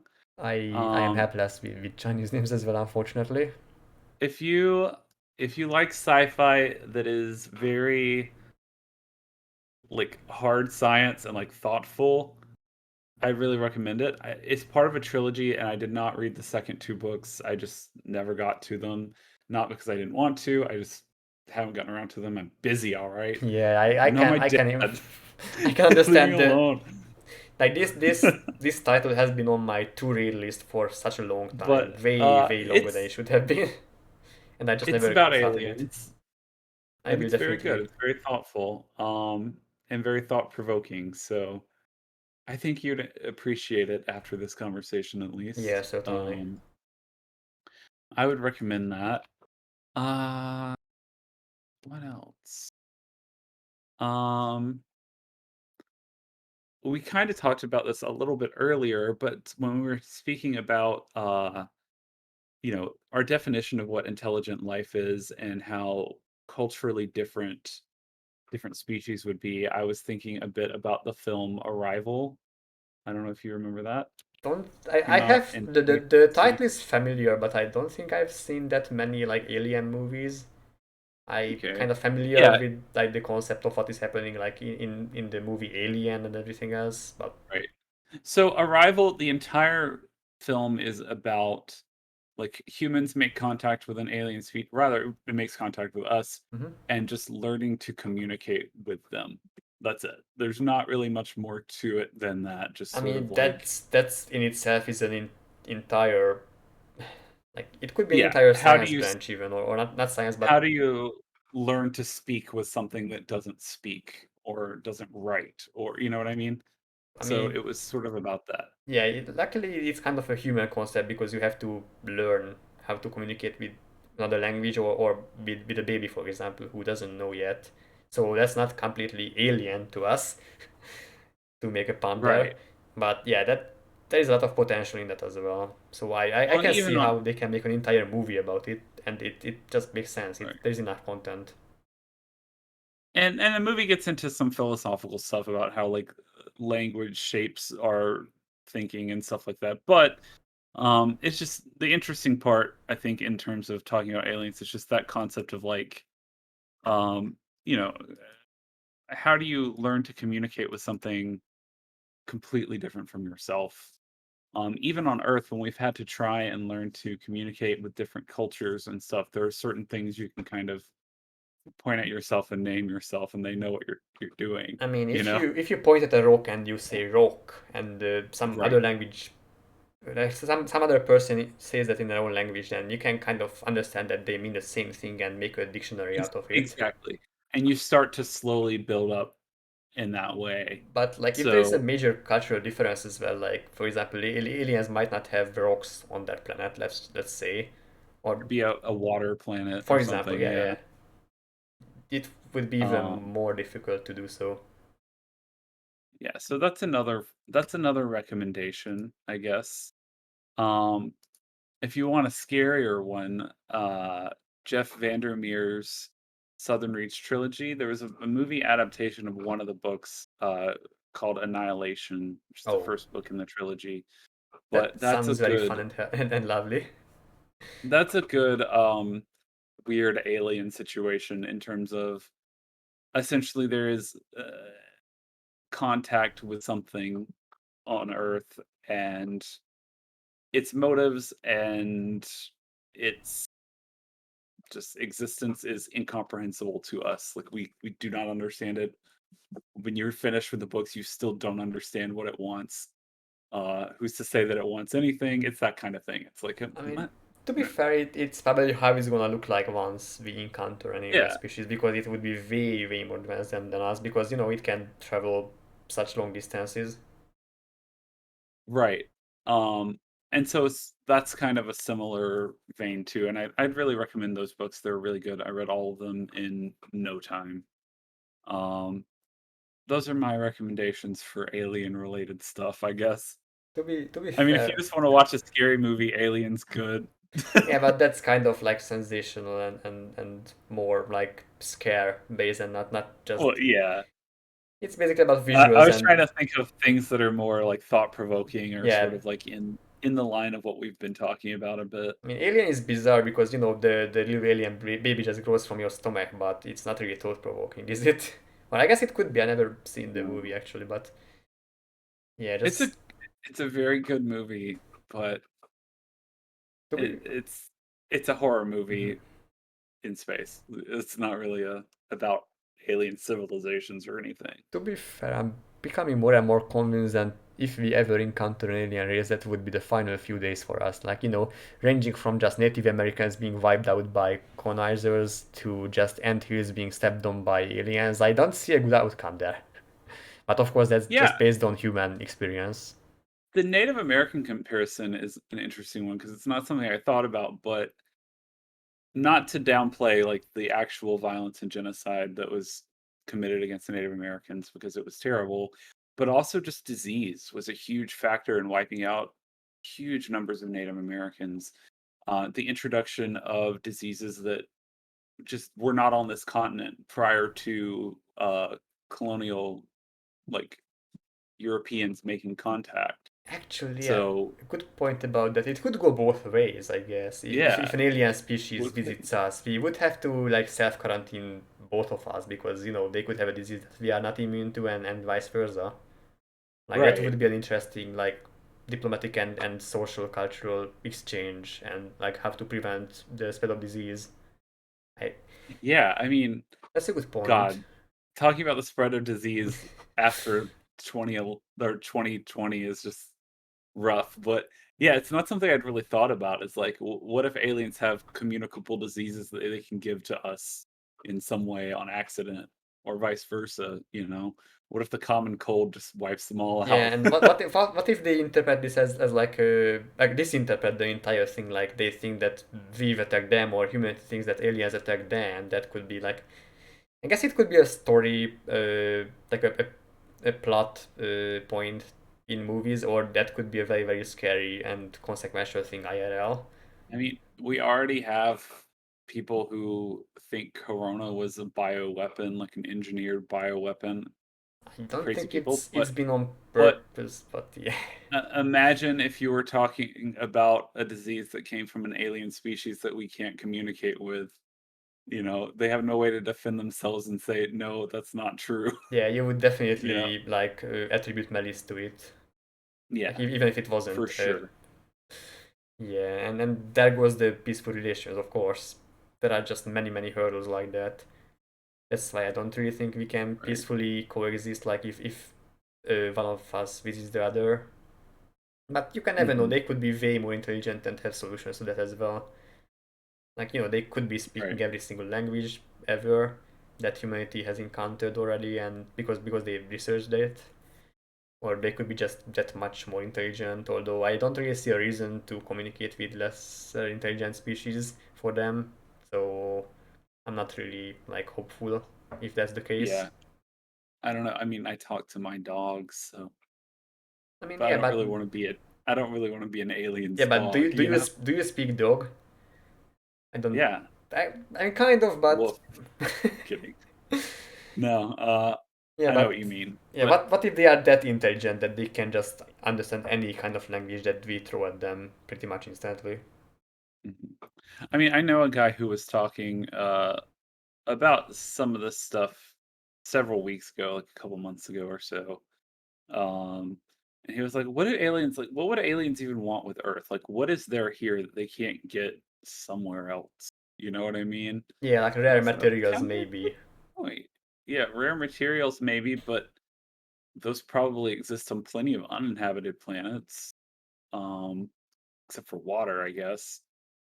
Baby But culture, I guess. You know how the British colonizers pretty much just took every single like cultural great work from all around the world and just displayed in a museum. I guess you could display human yeah, culture in an alien museum if you want to, like a trophy, or just prove that they have been here. But that's again a human right, concept. But realistically right, speaking, resources, if they wanted water, they could just mine Europa, the Jupiter's moon. true. Biomass, There's maybe? Yeah, slave labor, It, I unfortunately, don't think they need slave labor. They would just automate it, right? maybe. If anything, But like yeah, it yeah, is a good point. But yeah, yeah, biomass. I If mean, they just take an entire rainforest, that's a lot of biomass material. maybe they survive on that or thrive on that or maybe consume it. I don't know. Although to be fair, they would Yeah. just farm it in that case. There's also just, the desire to understand things and scientific inquiry, like curiosity. That could be a reason to make contact Yeah, and just stuff. But getting a different like viewpoint and understanding could make for huge innovations and improvements. Like, mhm. if they look at the world in a way that we haven't even thought about it, but it makes sense and it's simple enough to comprehend by us as well, then it would advance society by a lot. Like, kind of like a monolith or something. There are certain movies with that element that there is a monolith and it helps to advance certain civilization. Yeah, something like that. But yeah, basically just meshing a different viewpoint together with our own is always a good way to improve. And it would be the same for aliens as well. Although that really depends on their intelligence level and their like. I guess the Kardashev scale is the only reliable way to measure intelligence right now for us, but I just can't think of a different scale. So for a civilization that's not really far from us in the scale, would be a good way to grow for both of us. But if they are advanced enough, I don't think there is much to learn. Although to be fair, you can never know. Maybe humanity has come up with a solution to a certain problem that every other alien race struggles with. Maybe.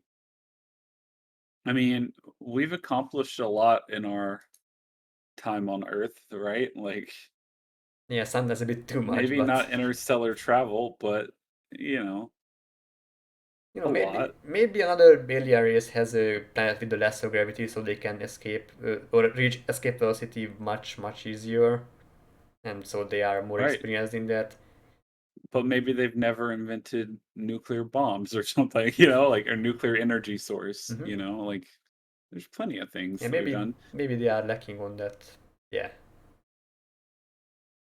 I do always think it's funny going back to the idea of like art and culture being a reason that, an alien species might be interested in us. I mean, what I do always think else? it's funny the idea that aliens would have the same senses that we have.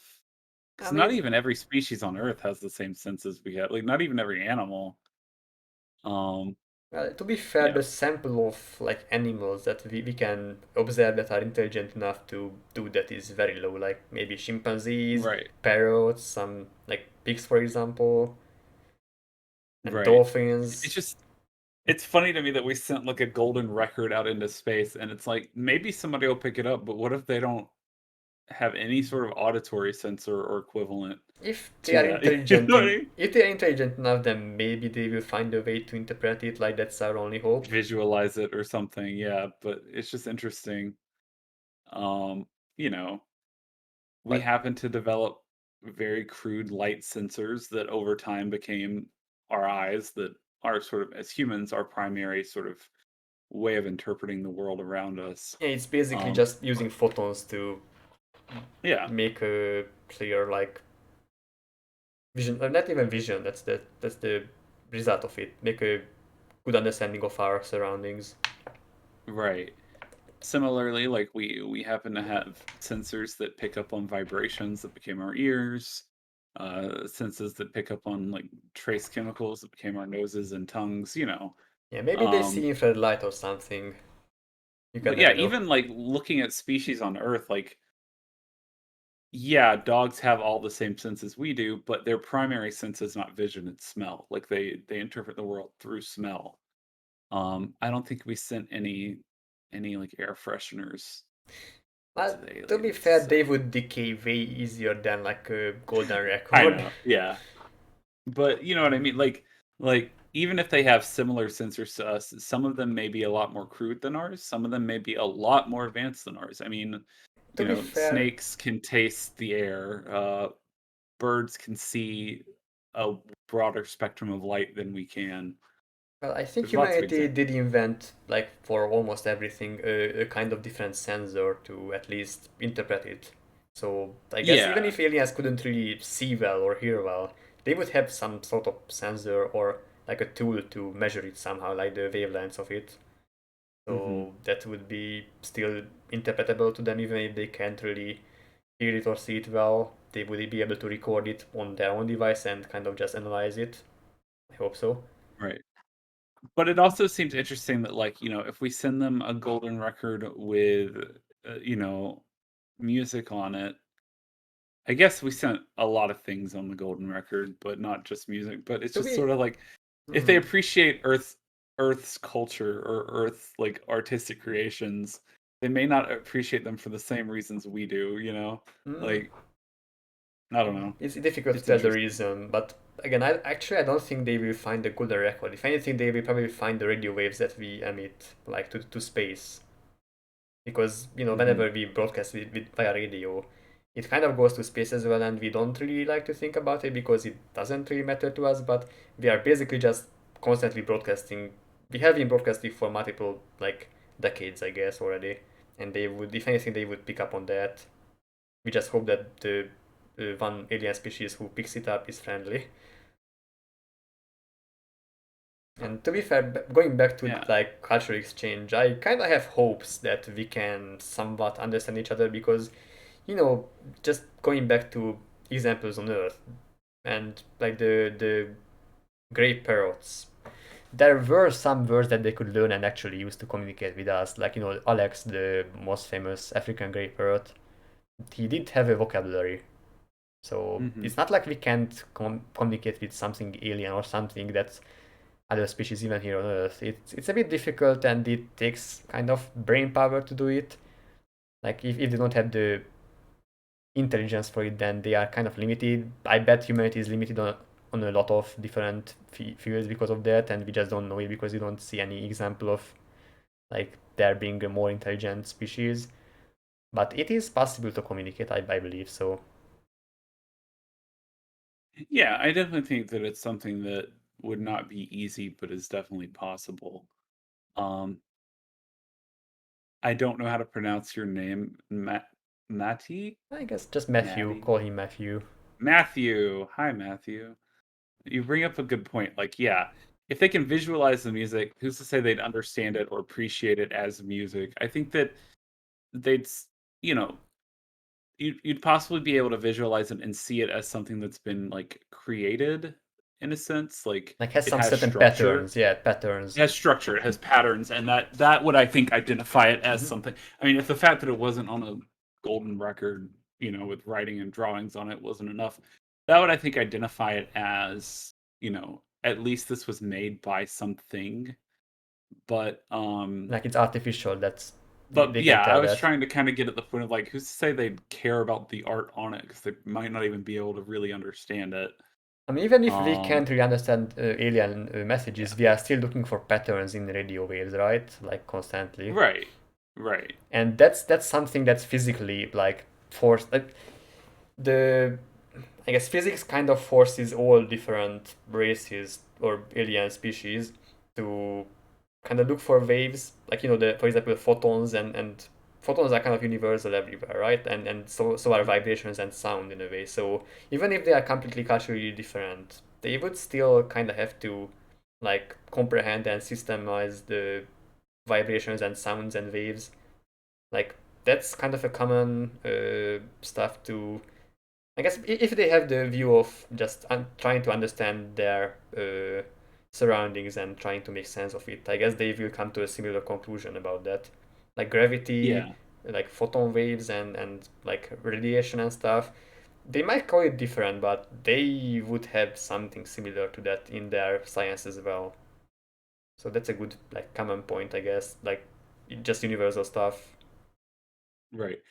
And I think that universal stuff would really be sort of the foundation to being able to communicate. I mean, math would probably be the easiest place to start, right? Like, Well, math is pretty constant, mathematics is, arithmetic. is universal among humans and like maybe among some animals as well, like intelligent animals like dolphins or some apes, but mathematics for aliens, I mean, it would be certainly learnable because it has a system to Mhm. it, like without any kind of language. But you will still have to explain it in their language, I guess. If anything, the natural phenomena would be a good starting point, I think. Just like remember when I said rock was a good basis for different languages. Like stars or like planets will be a good common ground for an alien species and us, because those Yeah, concepts kind of do exist for both of us, I would imagine. To be fair, I could be wrong. Like a very very advanced civilization could live in a very different like plane of existence even, but we wouldn't really meet then if that's the case. And they would still kind of be able to comprehend the, or at least like understand what we want to talk about if we are talking about stars and planets. Like they might measure it differently. Like they might measure, like they might not be able to see stars like we see light, but just infrared radiations or something. But they would still know that something is there, like or gravitational waves, anything. But they would right. still have the concept of something being there. It's just I don't know. It's like I guess it's a problem that people have been kind of talking about before us, smarter people than us, no offense, have been trying to figure some of this stuff out. But like, how do you even communicate, you know, if the foundational basis for like communicating with someone is the things you have in common? Well, there are certain universal constants we can communicate, but then it's like, well, if you want to use gravity, you have to express that in terms of numbers. They don't know our numeric system, so then you have to go Mm, back a step from that. Stuff like that yeah, gets really that's fair. complicated. To be fair, Um, I think the concept of there being one thing, two thing, like just counting things is kind of universal. Like there may be different like system like binary or decimal or hexadecimal or something, but that's kind of easily convertible. Who knows right. what kind of You know, system they are using out there. yeah. I mean, we can't even agree on a measurement system on Earth. Mm. Well, most of Earth has agreed. It's just Yeah, the but US that doesn't. nowadays But nowadays there is an easy way to convert at least. Like I believe, yeah, mathematics is a good common ground for that. Mhm. And yeah, waves. If you measure waves, you have to kind of like represent it via numbers. So that's also a good point there. Yeah, it's like, well, how do you go backwards from there? I guess 1 + 1 = 2. Like, where do you start? Yeah, Um, I mean, sine waves could be a bit like too far-fetched to start with if you want to communicate with aliens, but just the concept of counting things would be a good point to start. Like that's where they mhm. start when they teach children, for example, here. So yeah, I guess it's kind of the first step to take. You just then introduce addition, multiplication, and so on, and before you know it, it's already only letters and not a single number is there. Yeah, but mathematics could be comprehended by, I guess, most similar aliens to us. Like, of course, there could be way, way different species out there, but that's still kind of a common ground. Yeah, that's probably the best thing to introduce them, and that's why like great mathematicians think about stuff like that. I think on the golden record of one of the voyagers, there is a like kind of a map to find Earth, like the solar Yeah, system and the which third planet. They would be that's able to pretty understand scary, that. right?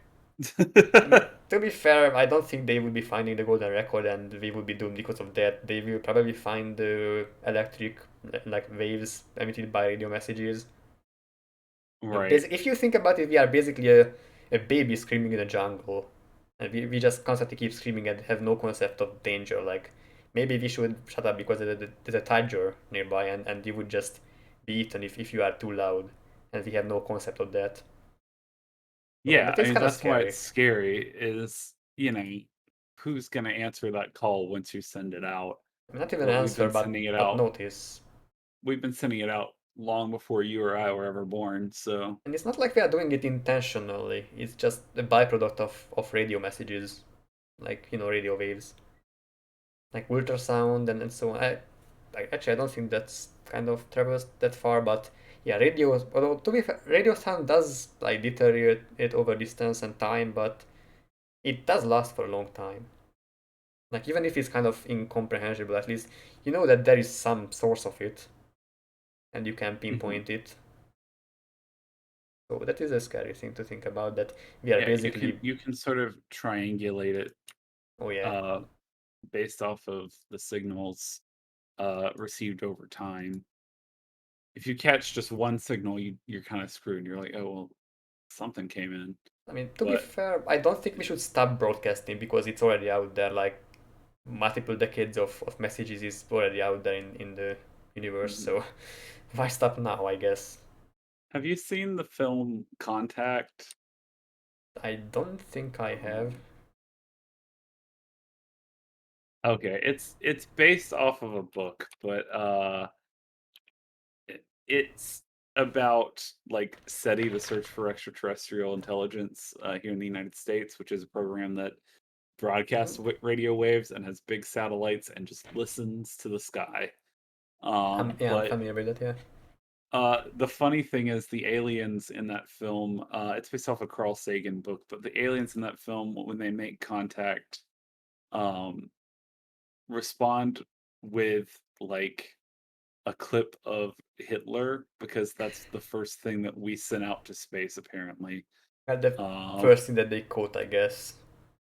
or it was the first thing that was, I guess, loud enough for space to receive it. That would be a very unsettling thing to receive Was from the aliens. 1936 Berlin Olympics opening ceremony. I just looked it up. Um, so yeah, that was the first message received by aliens. Was And to be fair, if you are learning, you tend to repeat stuff after somebody else. So yeah, it kind of does make sense. Yeah. Like whenever you are a yeah, baby, you just keep repeating whatever is said to you. and it was just part of like their message back. I think it was like meant to be kind of the we got your message. Here's it. Now here's our message kind of situation, if I recall Hmm. correctly. But Well, it's like a communication protocol, like kind of a I checksum. imagine. I'm not sure if you are really familiar with that, but yeah, Mhm. let's let's not get into that much. But yeah, it just imagine that being the first person aliens got to see. I mean, to Um, be fair, I don't think they understand the concepts or like what happened historically here, so I can't no, really they blame wouldn't. them. It's just the irony of like one of the worst people in history being the person that another species might see first. I mean, if anything, I would be worried if they can interpret the messages and misunderstand. To be fair, would it even be a misunderstanding of humanity? That's another question, though. Mm, Like yeah, after we don't all, want to be too misanthropic here. yeah. I mean, I'm kind of like pessimistic enough already. Let's not make it even worse. Matthew, Matthew, you mentioned that maybe the easiest way to talk with aliens is physical contact. Probably none of the others would take a nice touch threatening. Possibly, but we did kind of talk about, what if, there are communicable diseases that we expose aliens to or get exposed to. Yeah, just like Native Similarly, Americans got exposed to European diseases. Similarly, I mean, our skin is coated in a layer of like oils and salts and other things that potentially could be toxic to them for all we know. Like you could go to touch someone and leave them with chemical burns of some kind. I don't know. Or they could Um, leave us with chemical burns, I guess. It's right. just so easy to misinterpret. Yeah. Like if anything, astronauts stay in a suit because they have to protect themselves, and I would imagine whoever visits the other planet would have to stay in a specific environment, both Hmm. gravitational and like other protective layers, just not to die. So you couldn't really just touch an alien, Yeah. and It like almost makes me like if aliens were real, it makes me almost wish that they had been like observing us for a long time before trying to actually make I contact. mean that's the best outcome, like the zoo Yeah, outcome. Like they reduce are. the chances Mhm. of harming us by making contact. Yeah, I guess if they were higher beings and actually like just keeping us around because it's entertaining to watch humans, I guess that's the best possible outcome. Like that way Yeah, we they wouldn't actually be harmed that much. I just got a text message from my friend who's an alien. He said they're keeping us around so that they can watch twitch.tv/Nordicus36. Yeah, when I was Um, talking about the broadcast earlier, I bet they can see this as well. this is So their hello, favorite thing to every watch. So every hi alien out aliens. there. We are Yeah, friendly. once you stop streaming though, Armageddon. But yeah. No, I think it's funny, like, I don't know, the number of ways that you could unintentionally be misunderstood by an alien species are just enormous. I mean, Uh, yeah, we have to keep it's that a in lot mind. easier to be misunderstood than it would be to be understood after making contact. I mean, we have to keep that in mind as well. When we like interact with them, but I think it most of the time is just justification for destruction. Mhm. Like if you give them the benefit of doubt, sure, you can work things out, but humanity is not really known for that. Yeah, we're not too great at it. Yeah, you are basically searching for any justification to be justified in destroying something. And of course, if there is no space police out there, then what's there to stop them? Right. Well, let's hope And that of let's just course, in hope. these scenarios, we are assuming that they're the more technologically advanced race, that I they've mean, like come to Earth to contact us. if they are not, how would they get And here? well, I was gonna say, maybe there's a future where nobody contacts us, but we become the advanced race going around the universe, Well, and I we would find I something. And would be in less those worried about instances, that, yeah. And yeah, but if that were to happen, I would hope that we would leave that life alone until it had been observed carefully and that's not how humans plans were work, made to though. make contact. But I That's was not how gonna say we humans don't work. we don't do that. Yeah, we don't do that here.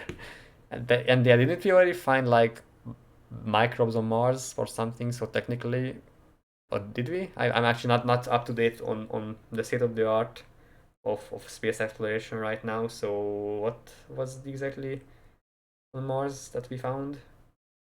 I believe they found like methane gas, like evidence of microbes. Um, and I think the jury is still out on whether it was naturally like occurring on Mars, I or mean, if it was define something natural. that maybe hitched a ride on one of the mini rovers that we've sent up there, which is entirely possible. But either way, it was evidence that life had survived for at least a short time on Mars, if if not continues to survive. I mean, but that could also be because of a meteorite impact on Earth that launched like material into space and it landed on Mars. So Right. you can never know where it originated from. Or I guess both Earth and Mars could be Yeah. populated by the same asteroid cluster. I guess that we mentioned earlier, the ice asteroids. Yeah. So methane gas was identified in June of 2019 by the Curiosity rover, which was sort of confirmatory to theories that certain microbes that are like methogens that produce methane gas, um, would have acceptable conditions to live on Mars. But no evidence had really been found that they existed until then. And then that was like, oh, well, maybe that happened. Okay, so just traces, but not the organism itself yet. Right. Which I'm not sure that, to be honest, I'm not sure if the Curiosity rover is necessarily equipped to like identify bacteria. I think that I mean, if anything, that would identifying, be one thing I would equip on the rover.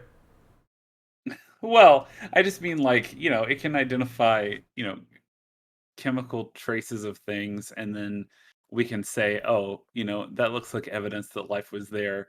I don't think it has like a microscope on it to like gram stain some bacteria and look at it. You know what I mean?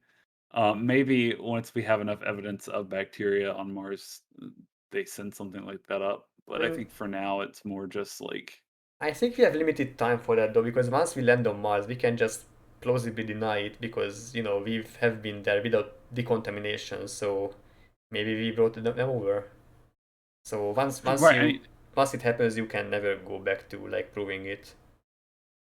Or I guess Right. you can in in a way. There's a way to like archaeologically determine the age of certain stuff, so maybe. And also, yes, Zal did mention that it would be interesting if they would try to walk among us like the aliens, and some certain people would try to take the suit off them or something. I bet the government would exercise extreme caution to not let that happen because that could be a diplomatic disaster. And to be fair, they could have already visited us multiple times, but just before recorded history. Like they would have just scared some ducks, and that's all. Or yeah, maybe some kind of region does. If you think about it, as scientifically advanced, like advanced enough species, would not be differentiable to deities. Like people would just Right. worship them. Maybe But ants worship humans in a way, or maybe my fish in my aquarium yeah. worship me as a divine being. Who knows? And that idea that like magic is just stuff science hasn't explained yet. Yeah, Like basically, sufficiently advanced scientific technology is yeah, not different than magic. yeah. I was referring to that Um, statement kind of like just imagine electricity yeah. is magic to animals. Like, oh my god, how does it produce light at night? How does it power such great machines? It's basically magic, and it's like divine. If you can't explain something, you just revert to just magic and divinity and so on. I guess that's kind of the cultural and religious base for most stuff, and most folklores and so on. So yeah, it could be very plausible that some kind of aliens visited us earlier, and people just idolize them and look up to them as gods. I mean that like Matthew brings up the like Greek and Roman gods, and it's certainly plausible that they lived on Olympus, for example, and they just left whenever humanity became like scientifically advanced enough Yeah. to go up there reliably. They just changed Yeah. position because they can be reached now. I mean that's the thing that we talked about earlier, that you can't really 100% deny something. Yeah, Right. Yeah, I would say, I'm not convinced. You'd have to do a lot to convince me that that was the truth, but I also can't like convince anybody else that it isn't the truth. yeah. You There know what is I mean? there is just not enough Like, information, and whoever yeah, makes like sure predictions based on that is not really taking everything into account. But that's the difficult part of yeah, it, because if you can't say something for certain, then what's the truth? And I yeah. usually go for the most likely truth, but yeah, The whole like ancient aliens idea is definitely not like a new one. The idea that ancient deities were just aliens. Um, I don't find it personally convincing, but I'm kind of a skeptical person, so I mean if that's if just me. if there is like a scientifically advanced civilization, and for example some kids from that species just created a school project and it's the universe, then they are kind of god, I guess, in a way. But like the entire concept of deities is, I guess, it's very explainable with another species, like an alien species, and people just perceive them as human-like because humans can only think in human ways. But again, like religion and folklore mostly focuses on explaining stuff that you can't really understand yet. Like for example, Zeus has been attributed to lightning and thunders. Like Mhm. now we can explain the occurrence, and we don't really have a need to have Right. Zeus, the concept of Zeus around, except for of course entertainment purposes, like and cultural folklore. But And yeah, a lot of the gods that are sort of similar end up, at least culturally, being the result of like cultural exchange between two societies, or that's especially apparent with like the Romans and Greeks, yeah, or I think sometimes based off of older deities, like the older local ones that get sort of incorporated into each other yeah, the and co-opted Greek by different Roman societies. is a key example of that. Yeah. Like they are basically the same gods but just different names. But yeah, if we are talking about, this is kind of like being off topic, but if we are talking about like a god of something, that's usually an attempt to experience some natural phenomenon. Like even the Japanese gods or the Egyptian gods or the Roman or Greek gods are mostly a god of something, like a god of Hmm. war, a god of, I don't know, wine, a god of lightning, a god of the sea. It's something like that. So I don't think they are really aliens, but rather natural phenomenons. But like a creator of the entire world, in a way, could be an alien species, and just the people's observation of that, like higher deities. And again, I think deities are probably, if they exist, they are an alien race or something like that, and we can just not differentiate between them. Right.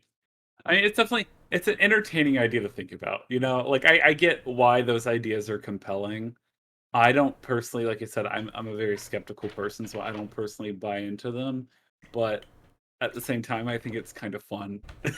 Yeah, I don't know. I don't have anything else to say for it, but that I it's kind mean, of fun. it's Like I basically don't believe that entertainment. aliens abduct people, but it's kind of fun. Who I knows? love Maybe the they X do. Files. We can disprove Like, it. We can prove it. So, yeah, it's like okay, sure. I mean, if you had the choice, would you be abducted by an alien? Like, if you were promised your safety, of course.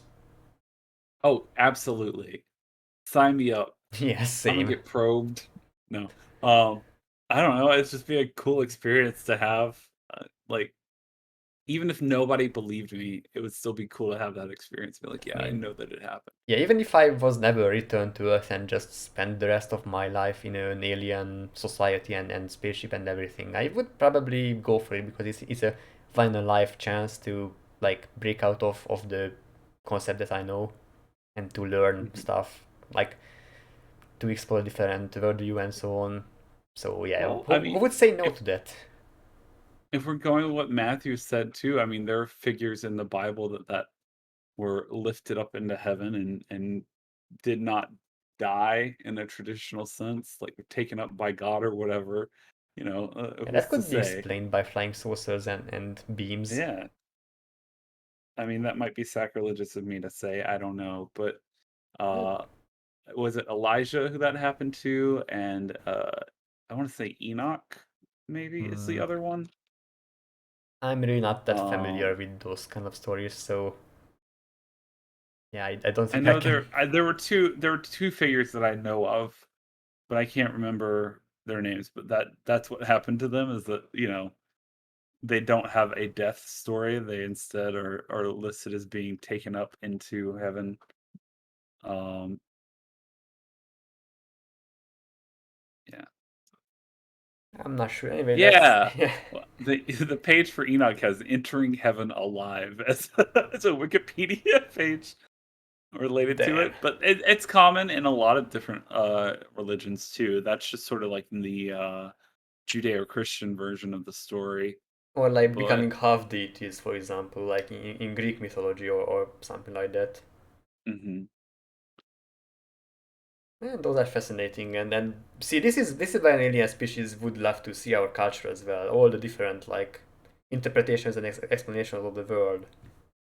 It's fun. And to be fair, if I had access to alien literature, I would read it. It would be interesting. Yeah, it could be really weird. I mean, it will be weird. The definition of weird is unusual, I guess. So of course it's weird. But yeah, that's that would be a good point to make on why they would come here.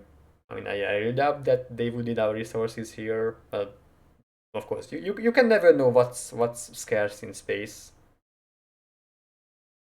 It'd be interesting, Mm. like, you think about literature on Earth, and you think about how many different stories have been told over the millions and millions and millions of stories that have been told by different cultures and how different they are depending on each culture and stuff like that. But they're still like human stories. Aliens might have completely different motivations, completely different traditions and cultures, and their stories would be completely different from ours, which would be really interesting. I don't know. I mean, It's weird to everything think is about. kind of related to explain natural phenomenon, like phenomena, I guess. But yeah, they could have a vast different view of the like again the stars, photons, and so on, and waves than we do. Because if you boil it down enough, it's all like mathematics and small atoms and molecules. But people just, I guess, species just view it differently. So it would certainly be based on the same thing, but vastly different, like very very distant relatives, something like that. Like the stories and cultures. Actually, I'm not even sure if yeah that they could be affected by different physical rules and like laws than we are. Like just shifting planes and it's getting complicated. And I don't think we have a human concept for that though. Yeah. It's It's hard to hard. yeah. So much of this relies on being like, I don't think there's that we would have human ways to comprehend that thing. So that's cool. It's like, I where do you mean, go from there, you know? you could attempt it at least, yeah. That's even if you fail at it, you kind of learn something about it still. Like even if you can't fully comprehend it, you can still like partially comprehend it, Mhm. or at least try to symbolize it via human concepts. Yeah, and that's a good point as well, Matthew. Like the laws of physics probably make that our messages and just our presence has not reached that far yet. Like the let's just take the past like 5,000 years for example. Like if an alien race is further than 5,000 light years, then I don't think they have observed us yet. That could be a That's a solution to the good Fermi point. paradox as well. Yeah, Except that's a of good point that you and Matthew both make, you know? And even, like, beyond that's if they're observing us at the speed of light. I mean, yeah, if they are advanced enough, then they can just dimension travel, I guess, or like yeah, bend the but space itself. or I don't know, I'm not a physics person, so I don't know this, but radio waves travel slower than that Uh, even, so the yeah, but messages we've sent out. do they travel like at least around half the speed of light or something like that? They are pretty quick though. Um, oh, it says that radio waves travel at the speed of light. Oh, Okay, that's cool. I mean, of course in a vacuum, but I I didn't don't know think we that. have. I learned something today, so that's fun. I mean, they don't really have a reason to be inhibited by anything or slowed down by anything much. Like they are waves, so they would travel near to the like next to the speed of light maybe. Like not completely because physical limitations, but they would be very close to it. I would imagine. I just found an article called Top 10 Hungarian Conspiracy Oh Theories, no. and it has a nice picture of an alien on it. I just was curious about,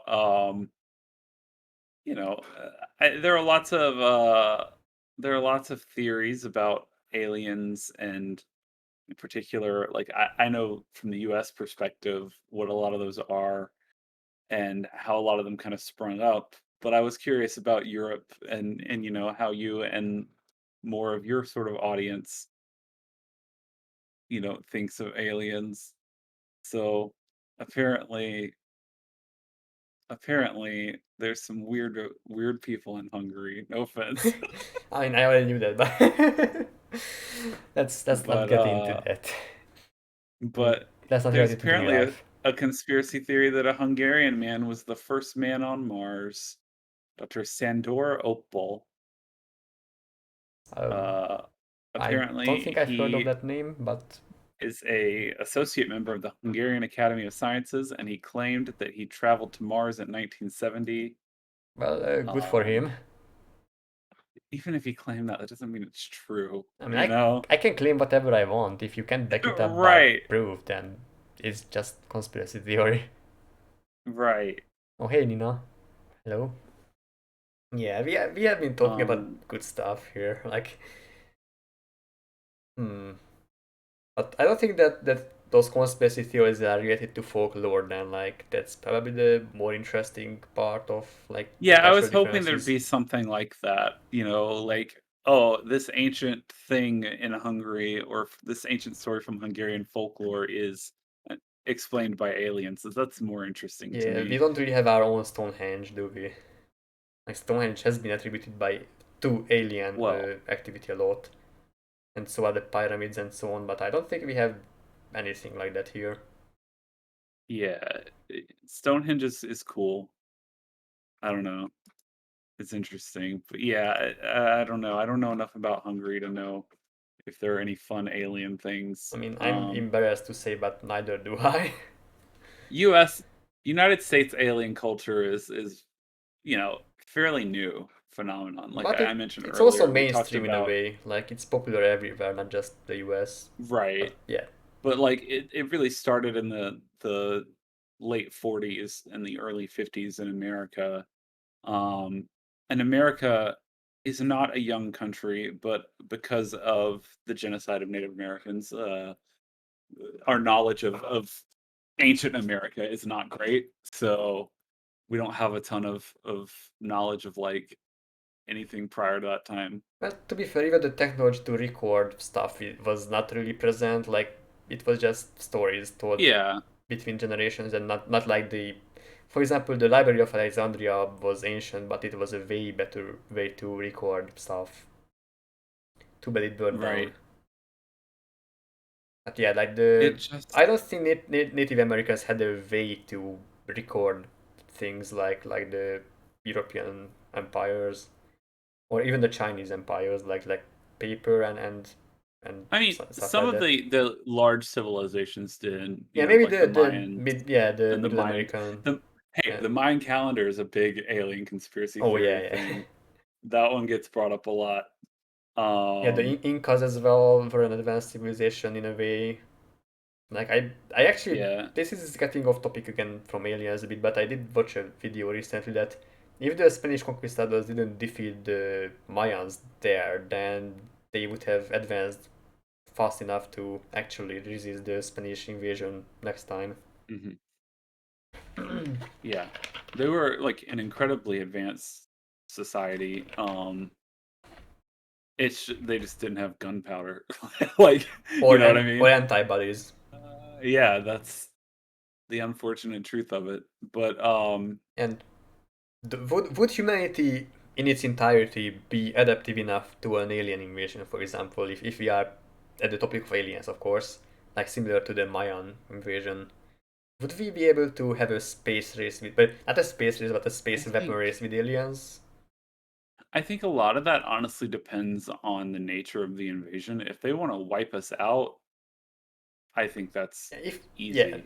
I mean, a preemptive we've strike brought would up solve climate everything. change a few times, but essentially you've raised the temperature of the planet a few degrees and you can wipe out most life on it, including us. Oh, You don't what a even have to conspiracy theory. What if they are? you don't even have to blow the planet up to do that. You know what I mean? You can still have access to a It's lot of the resources of the planet. it's divide and conquer basically. Um, But you could just launch a yeah, preemptive laser strike on Earth, and we could not do anything about it. Like if an alien species is clever enough to like actually, well, first of all, if they are malicious enough to destroy us and clever enough to do so in a subtle or instant way, then yeah, we wouldn't be able to survive a preventive strike or a preemptive strike. Yeah, yeah. and I mean, I they would, could just yeah, Death Star us from space before ever even contacting yeah, we wouldn't us. have enough time to adapt to it. I mean, at least we would go quickly instead of being enslaved, but maybe that wouldn't even be that bad if they treat like the slave species like well enough. For example, they just have a magical health beam, which they just point at a being and they just fully recover from every single disease. That could be nice. Yeah, you don't know if they would they even like what would they use slave labor for? Like apart from like the intellectual part, maybe I don't know. like maybe some kind of hive mind. Like we would power some kind of hive mind. I don't think they can. They need any like physical labor from us, of course. They would just automate that. Yeah, maybe some kind of like processing power or like create like imagine like humans did make computers to like take care of like mundane and repetitive tasks quickly, like calculations and so on. What if aliens are using a giant biological supercomputer to do creative stuff? Yeah, I mean, I We, yeah, we could be used who for that, I knows? guess. Yeah, Like just some kind of brain drain, like a probe would be inserted into our brain, and we would just use like our the creative Matrix. thinking. like Something the like that. Matrix style, like using humans as like a battery system for something. I mean, the human brain is still in many ways. It just started raining and it's really Oh, loud. I'm sorry. Um, I is don't in think many it's ways like audible. advanced, a more advanced computer than any that we built so far. Well, So, we are very advanced, but also specialized in a way. Like, it's not right, like we are specialized, but the computers that we have made are specialized to like calculations because we need to handle that way quicker than we can. But yeah, I actually I have this strange worldview that the brain is just a very complex computer. If you I could mean, make in a sense, Yeah, if we could make it a is computer as complex as our brain, it would not be really any different. right. But that's just E- going into off topics like living in a simulation and so on. Right. That's not I really mean, off topic though. even to the extent of like the way computers work and binary works is in reality what's happening on like a physical level is you have a chip that is either, Powered or not, I you know, guess. powered or not. You know, it's one or zero, powered, not powered. And that's kind of how neurons work too, right? Like they're either sending signal or receiving signal. Yeah, that's how neural networks kind of.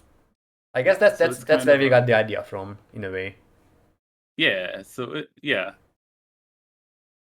it's not too different. I don't know. Aliens, it's a fun topic, but there's so many different ways to go with it, I guess. Yeah, and I wish We've I. gone a lot of different ways with it today. Yeah, I just wish I understood more of I just ventured more in depth into one of these topics, but I have not. We are just scratching the surface here. I guess we are just giving appetizer to anyone who wants to like find an interesting topic. We don't understand it really either. Yeah, It's we're just motivation. definitely not like alien experts, but it is fun to talk about. Do you have any favorite like UFO alien stories? What's your anything Mm, mm. exciting that you want to tell people about that maybe they haven't heard about? Well, I just like this zoo theory, I guess, that they are constantly observing us. It's Yeah. actually, that's probably a recurring theme in some of the like different movies and so on. But if they are like observing every single step of every single human, then that's a kind of an offsetting thing to think about. But it's also kind Yeah. of Well, reassuring that at they're least somebody watching is you. taking care of us. Like I guess that's why so many Yeah. people turn to religion because they They're want to, I guess, feel safe. That's again they're not. watching you and you can't delete your browser history fast enough. I mean, they would understand that humans have desires like that. I bet they would. Just like parents do, I guess. Yeah, our body is kind of full of wires that carry electric waves. That's why I'm kind of thinking that you could create a not a human being but a sentient. What even is sentience, man? That's a great question. I don't have a good answer for. So many things we don't understand about Yeah. ourselves and the brain. Like I, these are just philosophical dilemmas. Like what is life? What is sentience? What is ethical and moral? Like to turn the computer off, for example, if it's sentient. mhm. Maybe I mean, aliens have the answer for to that already. I mean, there are already people on Earth, you know, animal rights activists, for example, that would argue about the intelligence and sentience of certain species of animals on Earth, and say, like, Like it's in inhuman, I guess. Or we to consider slaughter ourselves pigs. the most intelligent species on Earth because we have developed language and tool usage and technology. Well, language is not really But unique. Like but most yeah, species have yeah, some no, kind you're of right. basic language, and again, some parrots did manage to adapt to human language as well. Yeah, but my point being, like, other people would argue that, dolphins are really smart and they don't go to war. Like, you know what Do I mean? they? They don't have to pay taxes. I mean, So, war and taxes are who's more like really a smart? concept Yeah. for countries and larger like gatherings of people. Maybe they Yeah, dolphins do swim in packs though, right? they do. That's kind of a basic society and community. I guess tax is a Yeah. byproduct of having enough people, and wars are just a large scale pack or gang wars. It's not Yeah, much so it's just different. but I guess my point is just like, you know, it's g it's hard to define, especially when you're talking conceptually about, like, theoretical aliens that may or may not exist. It's hard to define, like, what we consider intelligent or, like, sentient, similar with computers, and AI that may or may not exist yet. Yeah, again, Um, like the example I did come up with earlier, that if we had intelligent spiders, what would their intelligence look like? Like, what would they be good at, and what would they be not good at? Not as good as humans, for example. Just biologically and like socially, they would have different needs. Although you could argue that intelligence is basically being able to work with each other, like on a society level. You could argue for that. right. Um, I don't know, it's just the field of, like, animal intelligence is an interesting one in general, but it's kind of off topic, you know? Um, Well, not really. If we are trying to like imagine possible aliens and how to like yeah. categorize them, or I guess measure their knowledge in a way.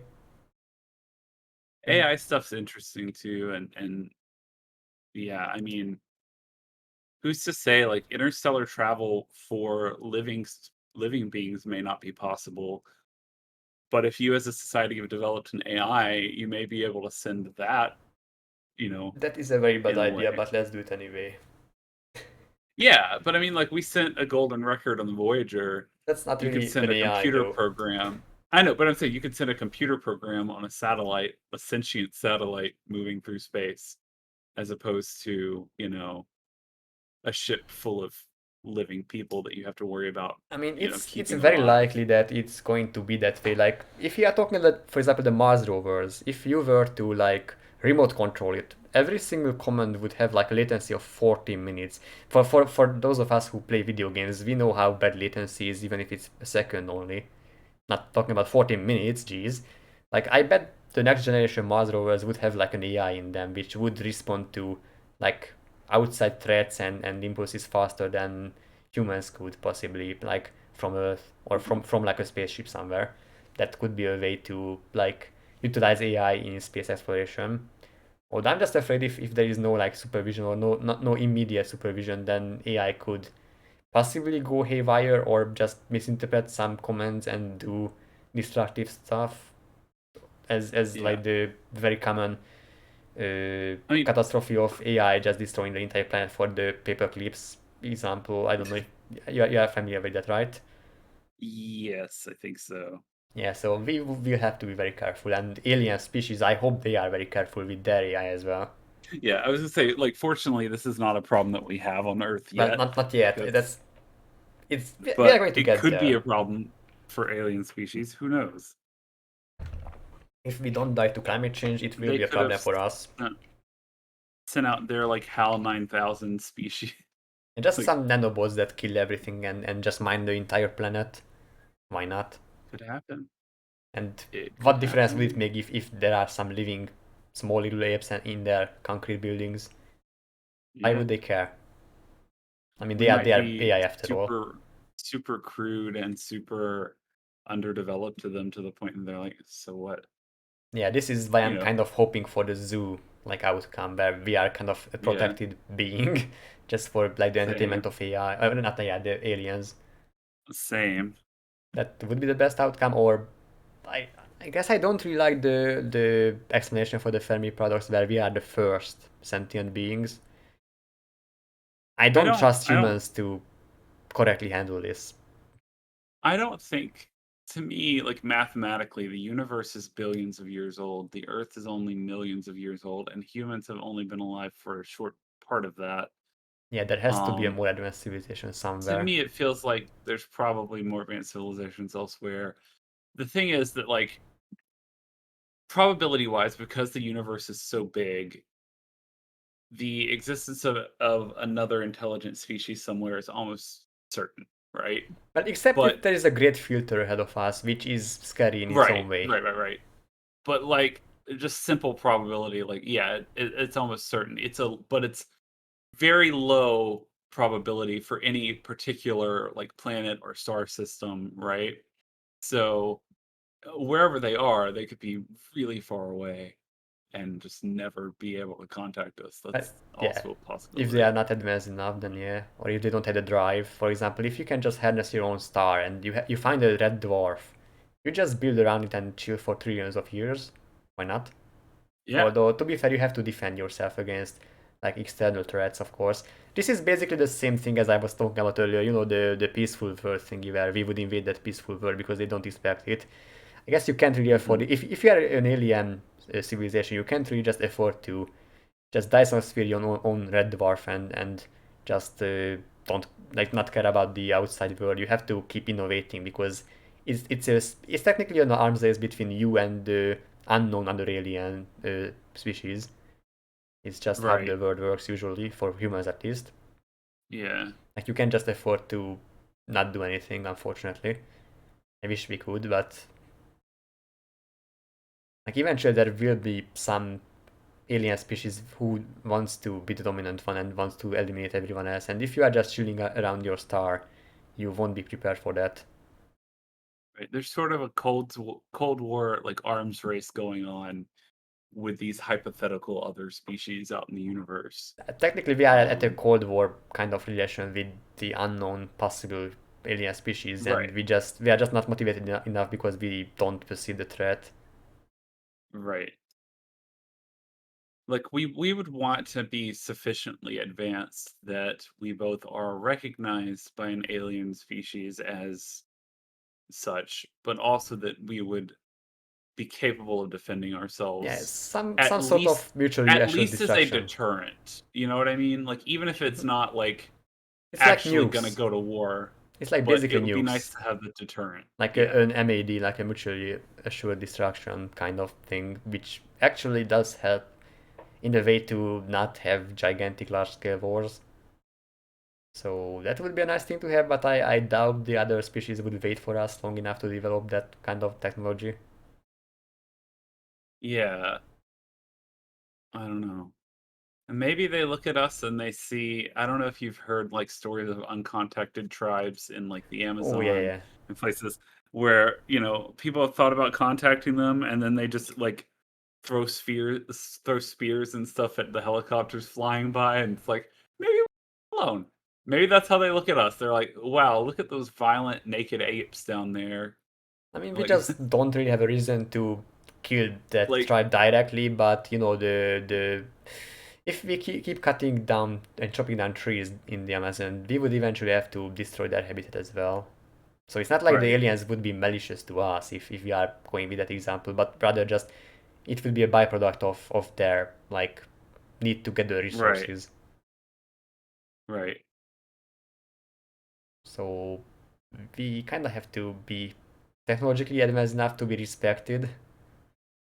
Otherwise, Mhm. if there is an alien That's species, we are kind of screwed. Yeah.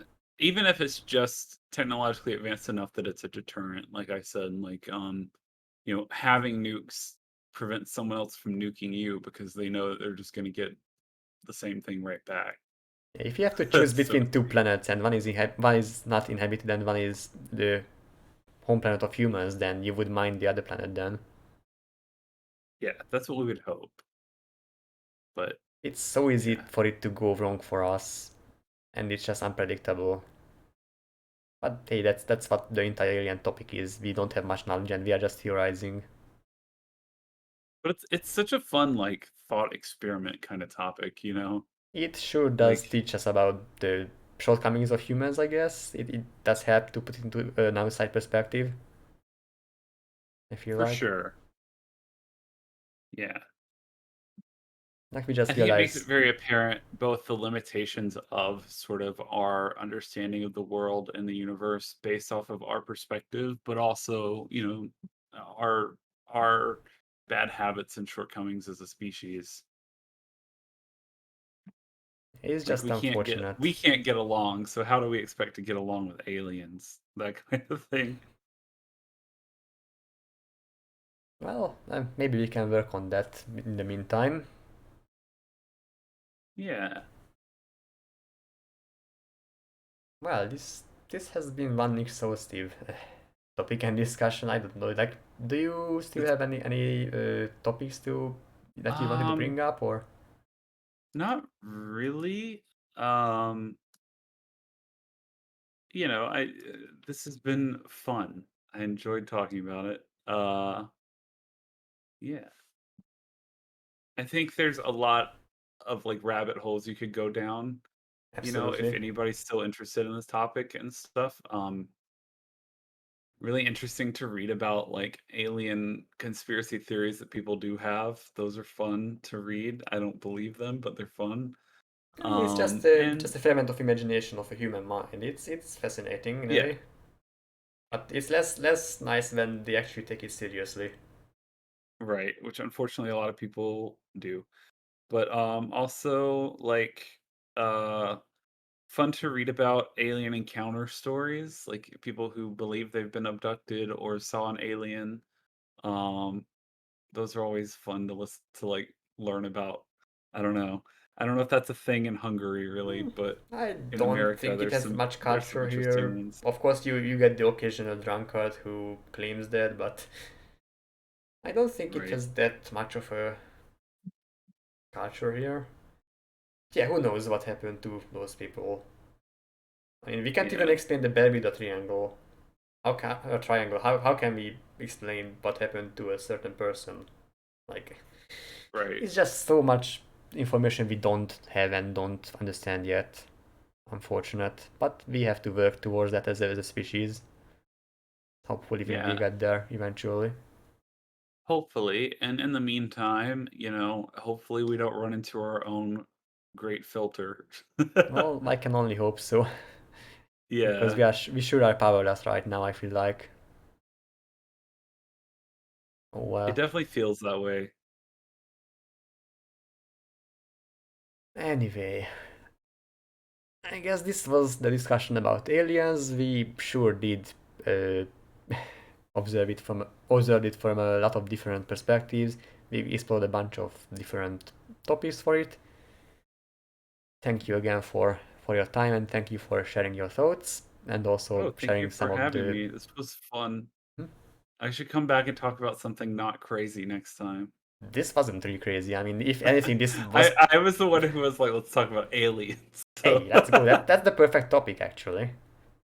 yeah, so and maybe next time I'll talk about something else. We'll figure it out. Yeah, Next looking time, forward to it. Bigfoot. No. Sure, actually, yeah.